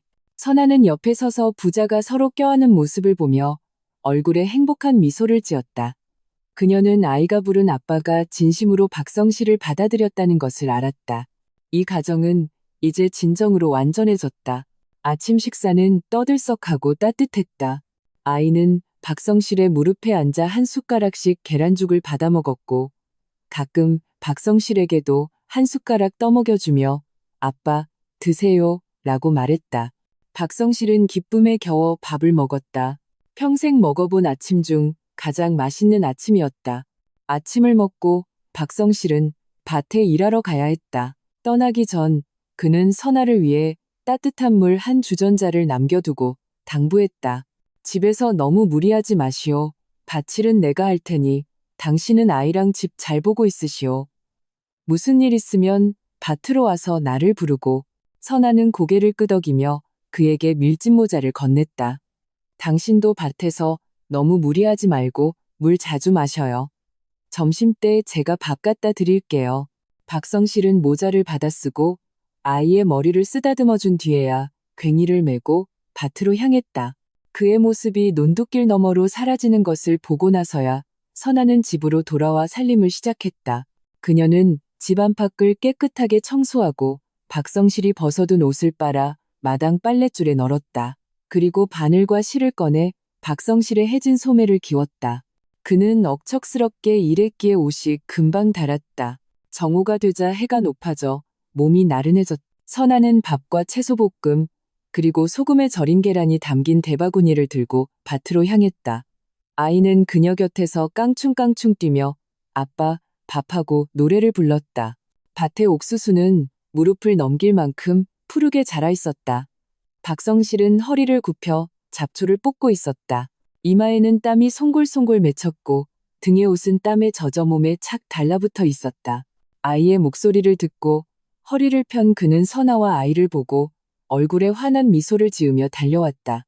아니, 아이까지 데리고 웬일이오? 해가 이렇게 뜨거운데 아이 더위 먹겠어. 박성실은 바구니를 받아들고 주머니에서 손수건을 꺼내 아이의 이맛땀을 닦아주었다. 아이가 당신을 보고 싶다고 꼭 따라오겠다고 해서요. 선아는 웃으며 밥과 반찬을 꺼내놓았다. 어서 뜨거울 때 드세요. 다 먹고 좀 쉬었다가 일하세요. 박성실은 논둑에 앉아 허겁지겁 밥을 먹었다. 선아는 그의 곁에 앉아 물을 건네주고 가끔 땀을 닦아주었다. 아이는 옆 논둑에서 나비를 쫓아다니며 맑은 웃음소리를 냈다. 그 웃음소리는 들판에 울려 퍼졌다. 당신이 해준 밥 정말 맛있소. 박성실은 밥을 먹으며 어수룩하게 말했다. 내가 한 것보다 훨씬 낫소. 입에 맞으신다면 제가 매일 해드릴게요. 선아는 그가 개걸스럽게 먹는 모습을 보며 다정한 눈으로 바라보았다. 점심을 먹고 박성실은 나무 그늘에 기대어 잠시 쉬었고 선아는 아이를 데리고 먼저 집으로 돌아갔다. 떠나기 전 그녀는 당부했다. 너무 오래 쉬지 말고 너무 무리하지도 마세요. 일찍 들어오시고요. 박성실은 고개를 끄덕이며 모자가 멀어지는 모습을 지켜보다가 다시 일어나 일을 계속했다. 하지만 마음속은 달콤했다. 일하는데 힘이 더 솟았다. 예전에는 생계를 위해 돈을 모으기 위해 일했다. 마음속에 희망이 없었다. 이제는 이 가정을 위해 선아와 아이를 위해 일했다. 마음속은 의욕으로 가득 찼다. 삶은 그렇게 하루하루 평범하지만 충실하게 따뜻하고 안정적으로 흘러갔다. 박성실은 여전히 해가 뜨면 일하고 해가 지면 쉬었지만 더 이상 외롭지 않았다. 매일 일을 마치고 집에 돌아오면 그를 맞이하는 것은 밝혀진 등불과 구수한 밤냄새, 선아의 부드러운 미소와 아이의 달콤한 아빠 소리였다. 선아는 집안을 잘 꾸렸다. 집은 늘 깨끗했고 옷은 깔끔하게 기워졌으며 밥은 맛있었다. 그녀는 박성실과 아이의 생활을 돌볼 뿐만 아니라 박성실의 척박한 밭 두 떼기도 잘 가꾸었다. 박성실이 농사의 고수였지만 선아도 그를 따라 배우며 금세 농사 요령을 익혔다. 두 사람은 함께 밭에 나가 일했고 힘들면 논둑에 앉아 쉬며 웃고 이야기했다. 삶은 활기차게 흘러갔다. 선아의 부지런함과 현명함은 점차 마을 사람들의 인식을 바꾸었다. 예전에 험담하던 아주머니들도 선아가 집을 깨끗하게 정리하고 박성실을 건강하게 돌보며 아이를 토실토실하게 키우는 것을 보고 더 이상 듣기 싫은 말을 하지 않았다. 한 번은 마을 서쪽의 유씨 아주머니 댁에 친척이 찾아와 일손이 부족하자 일부러 선아에게 밥을 해달라고 부탁했다. 선아는 흔쾌히 수락하여 맛있는 밥상을 차려냈고 친척들은 모두 유씨 아주머니에게 좋은 이웃을 두었다고 솜씨도 좋고 부지런하다고 칭찬했다. 유씨 아주머니는 어깨가 으쓱해져 선아에 대한 태도도 좋아졌다. 만나면 먼저 인사를 건넸다. 최씨 아주머니는 만나는 사람마다 말했다. 내가 선아는 좋은 여자라고 했잖아요. 성실 씨가 복이 많은 거지. 지금 보세요. 저들 사는 것 좀. 집 안팎이 번듯하고 밭의 곡식도 누구네보다 잘 자라잖아요. 박성실은 이런 말을 들으면 마음이 흐뭇했다. 그는 이 모든 것이 선아의 덕분이라는 것을 알았다. 선아가 자신의 행동으로 마을 사람들의 인정과 존중을 얻어낸 것이었다. 그는 선아를 더욱 아꼈다. 농번기에는 늘 힘든 일을 도맡아 하며 선아가 힘들지 않게 했고 장에 갈 때면 선아가 좋아하는 흑설탕 과자를 사다 주거나 아이에게 작은 사탕과 장난감을 사다 주었다. 겨울이 되어 날이 추워지면 미리 온돌방을 따뜻하게 데워서 나와 아이가 편히 자게 했다. 선아가 조금이라도 아프면 그는 안절부절 못하며 즉시 마을 보건소에 가서 의사를 모셔오고 약을 지어 다리며 곁을 떠나지 않았다. 한 번은 선아가 감기에 걸려 열이 나고 기침을 하며 온몸에 기운이 없었다. 박성실은 안절부절 못하며 의사를 모셔와 약을 지었다. 그는 의사의 처방에 따라 선아에게 약을 다려한 숟가락씩 떠먹여주고 뜨거운 수건으로 이마를 닦아주며 열을 내리게 했다. 아이도 철이 들어 침대 옆에 앉아 작은 손으로 선아의 팔을 토닥이며 엄마, 빨리 나으세요 라고 말했다. 박성실의 정성스러운 간호 덕분에 선아는 금세 회복되었다. 병이 낫자 선아는 박성실의 붉어진 눈을 보고 마음이 아파 말했다. 박서방님, 저 때문에 고생 많으셨어요. 박성실은 그녀의 손을 잡고 어수룩하게 웃었다. 당신은 내 아내인데 돌보는 게 당연하지. 앞으로는 아프지 마시오. 내가 마음이 아프니. 선아는 그의 어깨에 기대었다. 마음이 따뜻했다. 그녀는 평생을 함께할 올바른 사람을 만났다고 생각했다. 아이도 점점 더 박성실을 의지했다. 매일 박성실이 일을 마치고 돌아오면 아이는 달려나가 그의 품에 안기며 아빠 하고 외쳤다. 박성실은 아이를 높이 들어 올려 빙빙 돌려주었고 아이는 까르르 웃었다. 잠자리에 들기 전 아이는 박성실에게 이야기를 해달라고 졸랐다. 박성실은 말주변이 없어 재미있는 이야기를 할 줄 몰랐다. 그저 어릴 때 부모님께 들었던 옛날 이야기를 뒤죽박죽으로 들려줄 뿐이었지만 아이는 재미있게 듣다가 잠이 들었다. 마을 사람들은 이 모든 것을 보며 부러워했다. 예전에 박성실이 재혼과부를 아내로 맞았다고 비웃던 사람들은 이제 박성실이 정말 복이 많다고 그렇게 좋은 아내를 얻어 누구보다 행복하게 산다고 말했다. 박성실과 선아는 이런 말에 신경 쓰지 않았다. 그들은 그저 잘 사는 것이 무엇보다 중요하다는 것을 알았다. 함께 밭에 나가 일하고 함께 아이를 돌보고 함께 살림을 꾸렸다. 삶은 평범했지만 행복했다.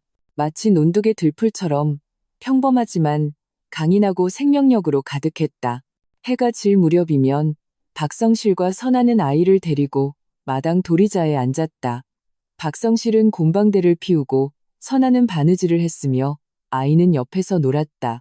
멀리 산등성이는 석양의 금빛으로 물들었고 마을의 굴뚝에서는 저녁 연기가 피어올랐다. 공기 중에는 밤냄새와 흙냄새가 섞여 있었다. 박서방님, 보세요. 우리 사는 게 정말 당신 말처럼 점점 더 좋아지네요. 선아는 눈앞의 풍경을 보며 나직이 말했다. 박성실은 고개를 끄덕이며 곰방대를 신발 밑창에 툭툭 털었다. 선아와 아이를 보며 그의 눈에는 만족감과 행복이 가득했다. 그렇소. 점점 더 좋아지고 있어. 당신과 아이가 있으니 내 평생은 이걸로 족하오. 선아는 그의 어수룩한 미소를 보며 마음속으로 행복을 느꼈다. 그녀는 이것이 바로 자신이 원하던 삶이라는 것을 알았다. 안정되고 평범하며 행복한 삶, 자신을 아끼고 사랑해주는 남편과 귀여운 아이, 그리고 따뜻한 가정이 있는 삶. 밤이 깊어지고 마을의 등불이 하나둘 켜졌다. 박성실과 선아는 아이를 데리고 방으로 들어갔다. 등잔의 불빛이 작은 방을 부드럽게 비추었고 그 안은 웃음소리로 가득했다. 그들의 삶은 이 등잔의 불빛처럼 비록 눈부시지는 않았지만 따뜻하고 오래 지속되었다. 서로의 삶을 비추었고 모든 이의 존중과 축복을 얻었다. 그들은 자신들의 행동으로 모든 의심과 험담에 답했다. 두 사람이 한마음으로 서로를 존중하고 사랑하면 행복하고 아름다운 삶을 살 수 있다는 것을 증명했다. 세월은 산비탈 마을의 산등성이에 한 줄 한 줄 나이테를 새겼다. 봄에 씨앗을 뿌리고 가을에 거두며 더위와 추위가 반복되었다. 어느덧 박성실과 김선아는 손을 잡고 6해를 함께 보냈다. 예전의 험담은 이미 시간 속에 씻겨나가고 그 자리를 마을 사람들의 칭찬이 채웠다. 그들의 이야기는 산골짜기의 맑은 샘물처럼 산비탈 마을에 천천히 흘러 따뜻함을 갈망하는 모든 이의 마음을 적셨다. 박성실은 올해로 60이 되었다. 머리는 희끗희끗했지만 정신은 여전히 맑았다. 오랜 노동으로 다져진 몸은 여전히 단단했고 얼굴의 주름은 더 깊어졌지만 늘 온화한 미소를 띠고 있었다. 행복에 젖어든 모습이었다. 선아도 35을 넘겼다. 눈가에 잔주름이 생겼지만 눈빛의 부드러움은 여전했고 세월이 내려앉은 차분함이 더해졌다. 그녀는 박성실에게 딸 하나를 낳아주었다. 이름은 박안나라고 지었다. 평안을 기원하고 행복을 지킨다는 의미였다. 이제 4살이 된 아이는 선아를 쏙 빼닮아 옥처럼 예뻤고 반짝이는 눈으로 늘 아빠 곁을 떠나지 않으며 아빠, 아빠 하고 불렀다. 선아가 데려온 아들 보배는 이제 8살이 되어 듬직한 사내아이로 자랐다. 그는 이미 오래전부터 박성실을 아빠라고 불렀다. 그의 마음속에서 묵묵히 자신을 아껴주고 지켜주며 농사짓는 법을 가르쳐준 이 남자는 가장 친한 아빠였다. 매일 학교에서 돌아오면 보배는 가장 먼저 밭으로 달려가 박성실을 찾았다. 괭이를 들고 이삭을 줍는 것을 도우며 아빠에게 농사 요령을 들었다. 그 눈빛에는 존경심이 가득했다. 아빠, 보세요. 제가 심은 옥수수, 작년보다 더 키가 커졌죠? 보배는 자기네 옥수수밭가에 쪼그려 앉아 푸른 옥수수 모종을 가리키며 자랑스럽게 말했다. 박성실은 손에 든 괭이를 내려놓고 아들의 머리를 쓰다듬으며 어수룩하게 웃었다. 그렇구나. 우리 보배가 점점 더 든든해지는구나. 나중에는 이 밭을 너에게 맡겨도 되겠어. No. 보배는 힘차게 고개를 끄덕이며 작은 주먹을 쥐었다. 아빠, 제가 나중에 꼭 열심히 농사지어서 아빠랑 엄마, 그리고 동생을 먹여 살릴게요. 옆에서 안나를 안고 있던 선아는 부자의 모습을 보며 부드러운 미소를 지었다. 안나는 엄마 품에서 작은 손을 뻗어 아빠, 안아줘라고 외쳤다. 박성실은 황급히 다가가 조심스럽게 작은 딸을 안아들고 분홍빛 뺨에 입을 맞췄다. 안나는 까르르 웃었다. 이런 풍경은 산비탈 마을의 논둑과 마당에서 매일같이 펼쳐졌다. 박성실과 선아는 여전히 부지런히 살았다. 밭의 곡식은 늘 가장 잘 자랐고 집마당은 늘 가장 깨끗했다. 그들은 누구와도 다투지 않았고 여전히 진심으로 사람들을 대했다. 누구든 어려운 일이 있어 도움을 청하면 그들은 늘 최선을 다해 도왔다. 마을의 최씨 아주머니는 나이가 들어 아들 며느리가 외지에서 일하는 탓에 가을거디를 도울 사람이 없었다. 박성실은 보배를 데리고 자진해서 옥수수를 거두어 주었고 선아는 집에서 최씨 아주머니의 옷을 기워주고 어린 손주를 돌봐주었다. 마을 서쪽의 유씨 아주머니가 아파 누워있자 선아는 매일같이 찾아가 물을 떠다주고 약을 먹여주며 방을 청소해 주었다. 유씨 아주머니가 다 나을 때까지 그들은 자신들의 행동으로 조금씩 마을 사람들을 따뜻하게 했고 모든 이의 존중과 사랑을 얻었다. 예전에 험담을 일삼던 유씨 아주머니는 이제 박성실과 선아를 만나면 먼저 인사를 건넸고 종종 맛있는 음식을 안나에게 남겨주었다. 한 번은 그녀가 선아의 손을 잡고 말했다. 선아 씨, 예전에는 내가 늙어서 철이 없었어. 당신 험담을 많이 했는데 마음에 담아두지 말게. 당신과 성실 씨는 정말 잘 사는 사람들이야. 내가 평생 이렇게 금실 좋은 부부는 본 적이 없어. 선아는 웃으며 고개를 저었다. 유씨 아주머니, 다 지난 일인데요. 벌써 잊었어요? 우리 다 이웃이잖아요. 서로 도우며 살아야죠. No.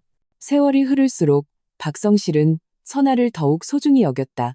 그는 선아가 자신을 따라와 고생했다는 것을 알기에 모든 일을 그녀 뜻에 따랐고 가장 좋은 것을 그녀와 아이들에게 주었다. 집에서 낳은 달걀도 자신은 먹지 않고 모두 선아의 몸보신과 아이들의 영양을 위해 남겨두었다. 장에 갈 때면 늘 선아에게 새옷감을 끊어 새옷을 지어주었고 자신의 옷은 여전히 기운 낡은 저고리였다. 겨울이 되어 날이 추워지면 미리 온돌방을 따뜻하게 데워 선아와 아이들이 춥지 않게 했다. 선아가 조금이라도 아프면 그는 자신이 아픈 것보다 더 안절부절 못하며 돌보았다. 선아도 박성실을 아꼈다. 그가 나이가 들어 젊을 때처럼 무리하면 안 된다는 것을 알기에 늘 힘든 일을 도맡아 하며 그를 쉬게 했다. 박성실은 허리가 좋지 않아 비가 오는 날이면 통증이 심해졌다. 선아는 안마하는 법을 배워 매일 밤 그의 허리를 주물러 주었다. 그녀는 또한 다양한 방법으로 박성실이 좋아하는 감자전, 옥수수죽, 돼지고기 수육을 만들어 주어 그를 기쁘게 했다. 한 번은 박성실이 산에 땔감을 하러 갔다가 넘어져 다리를 다쳤다. 보름 동안 누워서 요양해야 했다. 그 보름 동안 선아는 곁을 떠나지 않고 그를 돌보았다. 물을 떠다주고 밥을 먹여주고 몸을 닦아주고 약을 갈아주며 극진히 간호했다. 보배도 철이 들어 매일 학교에서 돌아오면 엄마를 도와 집안일을 하고 아빠의 발을 씻겨주었다. 안나는 아빠의 침대 옆에 앉아 작은 주먹으로 아빠의 다리를 가볍게 두드리며 서툰 발음으로 말했다. 아빠, 아프지 마. 안나가 주물러 줄게. 그럼 나을 거야. 박성실은 침대에 누워 곁에서 바쁜 선아와 동시한 아이들을 보며 마음이 따뜻해져 눈가가 촉촉해졌다. 그는 선아의 손을 잡고 나직이 말했다. 선아 씨, 평생에 당신을 아내로 맞은 것이 내 가장 큰 복이요. 내 다리가 다쳐서 당신이 고생이 많구려. No. 선아는 그의 손을 잡으며 부드럽게 말했다. 박서방님, 부부 사이에는 원래 서로 돌보는 거예요. 예전에는 당신이 저와 아이들을 지켜주셨잖아요. 이제 당신이 다쳤으니 제가 돌보는 게 당연해요. 다른 생각 마시고 푹 쉬세요. 당신이 나으면 우리 가족 다 같이 밭에 일하러 가요. 보름 후 박성실의 다리가 나았다. 그는 지팡이를 짚고 천천히 마당으로 나왔다. 마당 가득한 생기와 부엌에서 바쁜 선아의 뒷모습. 마당에서 노는 아이들을 보며 마음속은 행복으로 가득 찼다. 그는 자신의 인생이 전반부는 외로웠지만 후반부에 이런 행복을 얻었으니 그것으로 충분하다고 생각했다. 아이들이 점차 자라면서 박성실과 선아의 살림도 점점 더 나아졌다. 그들은 예전에 바람 새던 흙집 대신 3칸짜리 새벽돌집을 지었다. 집에 새 밥상과 옷장을 들여놓았고 살림은 점점 더 풍족해졌다. 하지만 그들은 여전히 순박한 본성을 잃지 않고 낭비하지 않으며 부지런히 농사짓고 일했으며 이웃을 도왔다. 매년 설날이면 집이 가장 떠들썩했다. 보배와 안나는 새 옷을 입고 마당에서 폭죽을 터뜨리고 세배를 올렸다. 선아는 부엌에서 바쁘게 풍성한 음식을 차렸고 박성실은 마당에 앉아 아이들이 노는 것을 보며 만족스러운 미소를 지었다. 식사 때가 되면 온 가족이 밥상에 둘러앉아 웃고 떠들며 화기애애한 시간을 보냈다. 보배는 박성실과 선아에게 반찬을 집어주었고 안나는 달콤하게 아빠, 엄마, 새해 복 많이 받으세요 라고 말했다. 이런 풍경은 박성실과 선아에게 모든 고생이 가치가 있었다고 느끼게 했다. 그들의 이야기는 산비탈 마을에서 미담으로 전해졌다. 마을 젊은이들이 결혼하면 어른들은 늘 그들의 이야기로 후배들을 가르쳤다. 박성실과 선아를 배우거라. 서로 존중하고 사랑하며 이해하고 양보하고 성실하게 살아야 행복이 오래간다. 하우. 마을의 중매쟁이가 중매를 설 때도 늘 말했다. 보세요. 박성실과 선아를. 한 명은 노총각, 한 명은 애 딸린 재혼 과부였지만 저렇게 잘 살잖아요. 두 사람이 진심으로 대하면 못 살 이유가 없어요. 한 해는 이웃마을의 한 젊은이가 재혼한 여자를 사랑하게 되어 집안의 극심한 반대에 부딪혔다. 젊은이는 매우 괴로워하다가 박성실과 선아의 이야기를 듣고 일부러 산비탈 마을로 찾아와 그들에게 조언을 구했다. 박성실은 눈앞에 젊은이를 보며 어수룩하게 웃었다. 젊은이, 사는데 가장 중요한 것은 두 사람이 진심으로 사랑하고 서로를 이해하는 것이라네. 남들이 뭐라 하는 건 중요하지 않아. 중요한 건 자네들 스스로가 평생 함께할 것인지, 서로를 위해 헌신할 것인지 잘 생각해 보는 것이지. 나와 자네 선아 이모도 그렇게 살아왔다네. 그때도 반대하는 사람이 있었고 험담하는 사람도 있었지. 하지만 우리는 마음속으로 알았어. 우리가 서로와 잘 살고 싶다는 것을. 그래서 어떤 어려움이 닥쳐도 함께 이겨냈지. 선아도 웃으며 말했다. 그래요, 젊은이. 두 사람이 진심으로 대하고 잘 살면 시간이 지나면 가족들도 이해해 줄 거예요. 삶은 남에게 보여주기 위해 사는 게 아니라 자신들을 위해 사는 거니까요. 두 사람이 행복한 게 무엇보다 중요해요. 젊은이는 그들의 말을 듣고 큰 깨달음을 얻었다. 그는 자신의 결심을 굳히고 노력하여 가족을 설득했고 마침내 사랑하는 여자와 함께하게 되었다. 결혼 후 그들도 박성실과 선아처럼 서로 존중하고 사랑하며 부지런히 일하여 매우 행복하게 살았다. 세월이 흘러 박성실과 선아는 점차 늙었다. 박성실의 등은 더 굽었고 걸음도 느려졌지만 그는 여전히 매일 밭에 나가 곡식의 상태를 살폈다. 선아의 머리도 희끗희끗해졌지만 그녀는 여전히 집안을 깨끗하게 정리하고 박성실을 극진히 돌보았다. 보배는 자라서 읍내 중학교에 진학했고 마을에 몇 안 되는 지식인이 되었다. 안나도 초등학교에 입학하여 똑똑하고 영리하여 박성실과 선아의 눈에 넣어도 아프지 않을 딸이었다. 해가 질 무렵 박성실과 선아는 마당에 늙은 느티나무 아래 앉아 멀리 산등성이와 하늘의 노을을 바라보았다. 박성실은 곰방대를 피우고 선아는 바느질을 했다. 가끔 마주보며 웃었고 그 눈빛에는 다정함과 깊은 교감이 담겨 있었다. 박서방님, 보세요. 우리 사는 게 정말 당신 말처럼 점점 더 좋아졌네요. 선아가 나직이 말했다. 박성실은 고개를 끄덕이며 곰방대를 신발 밑창에 툭툭 털었다. 선아를 보며 그의 눈에는 깊은 애정이 담겨 있었다. 그렇소, 점점 더 좋아졌지. 내 평생에 가장 잘한 일은 그때 당신을 아내로 맞은 것이오. 선아 씨, 당신은 내 평생에 얻은 가장 귀한 보물이오. 선아는 손에 든 바느질을 내려놓고 박성실의 어깨에 기대었다. 얼굴에 행복한 미소가 번졌다. 박서방님, 당신을 만난 것도 제 복이에요. 평생 당신과 함께 늙어갈 수 있으니 저는 만족해요. 허우? 저녁 바람이 부드럽게 불어와 느티나무 잎이 살랑이며 마치 그들을 위해 행복의 노래를 부르는 것 같았다. 멀리 마을의 굴뚝에서는 연기가 피어오르고 아이들의 웃음소리가 희미하게 들려와 고요하고 행복한 그림을 완성했다. 박성실과 김선아의 이야기는 격정적인 사랑이나 부귀영화는 없었지만 가장 순박한 행동으로 사랑의 진정한 의미를 보여주었다. 진심으로 대하고 서로 존중하며 어려움을 함께하고 백년해로 하는 것. 그들의 이야기는 빛나는 별처럼 산비탈 마을의 밤하늘을 밝혔고 이 이야기를 들은 모든 이의 마음을 따뜻하게 했다. 그것은 우리에게 알려준다.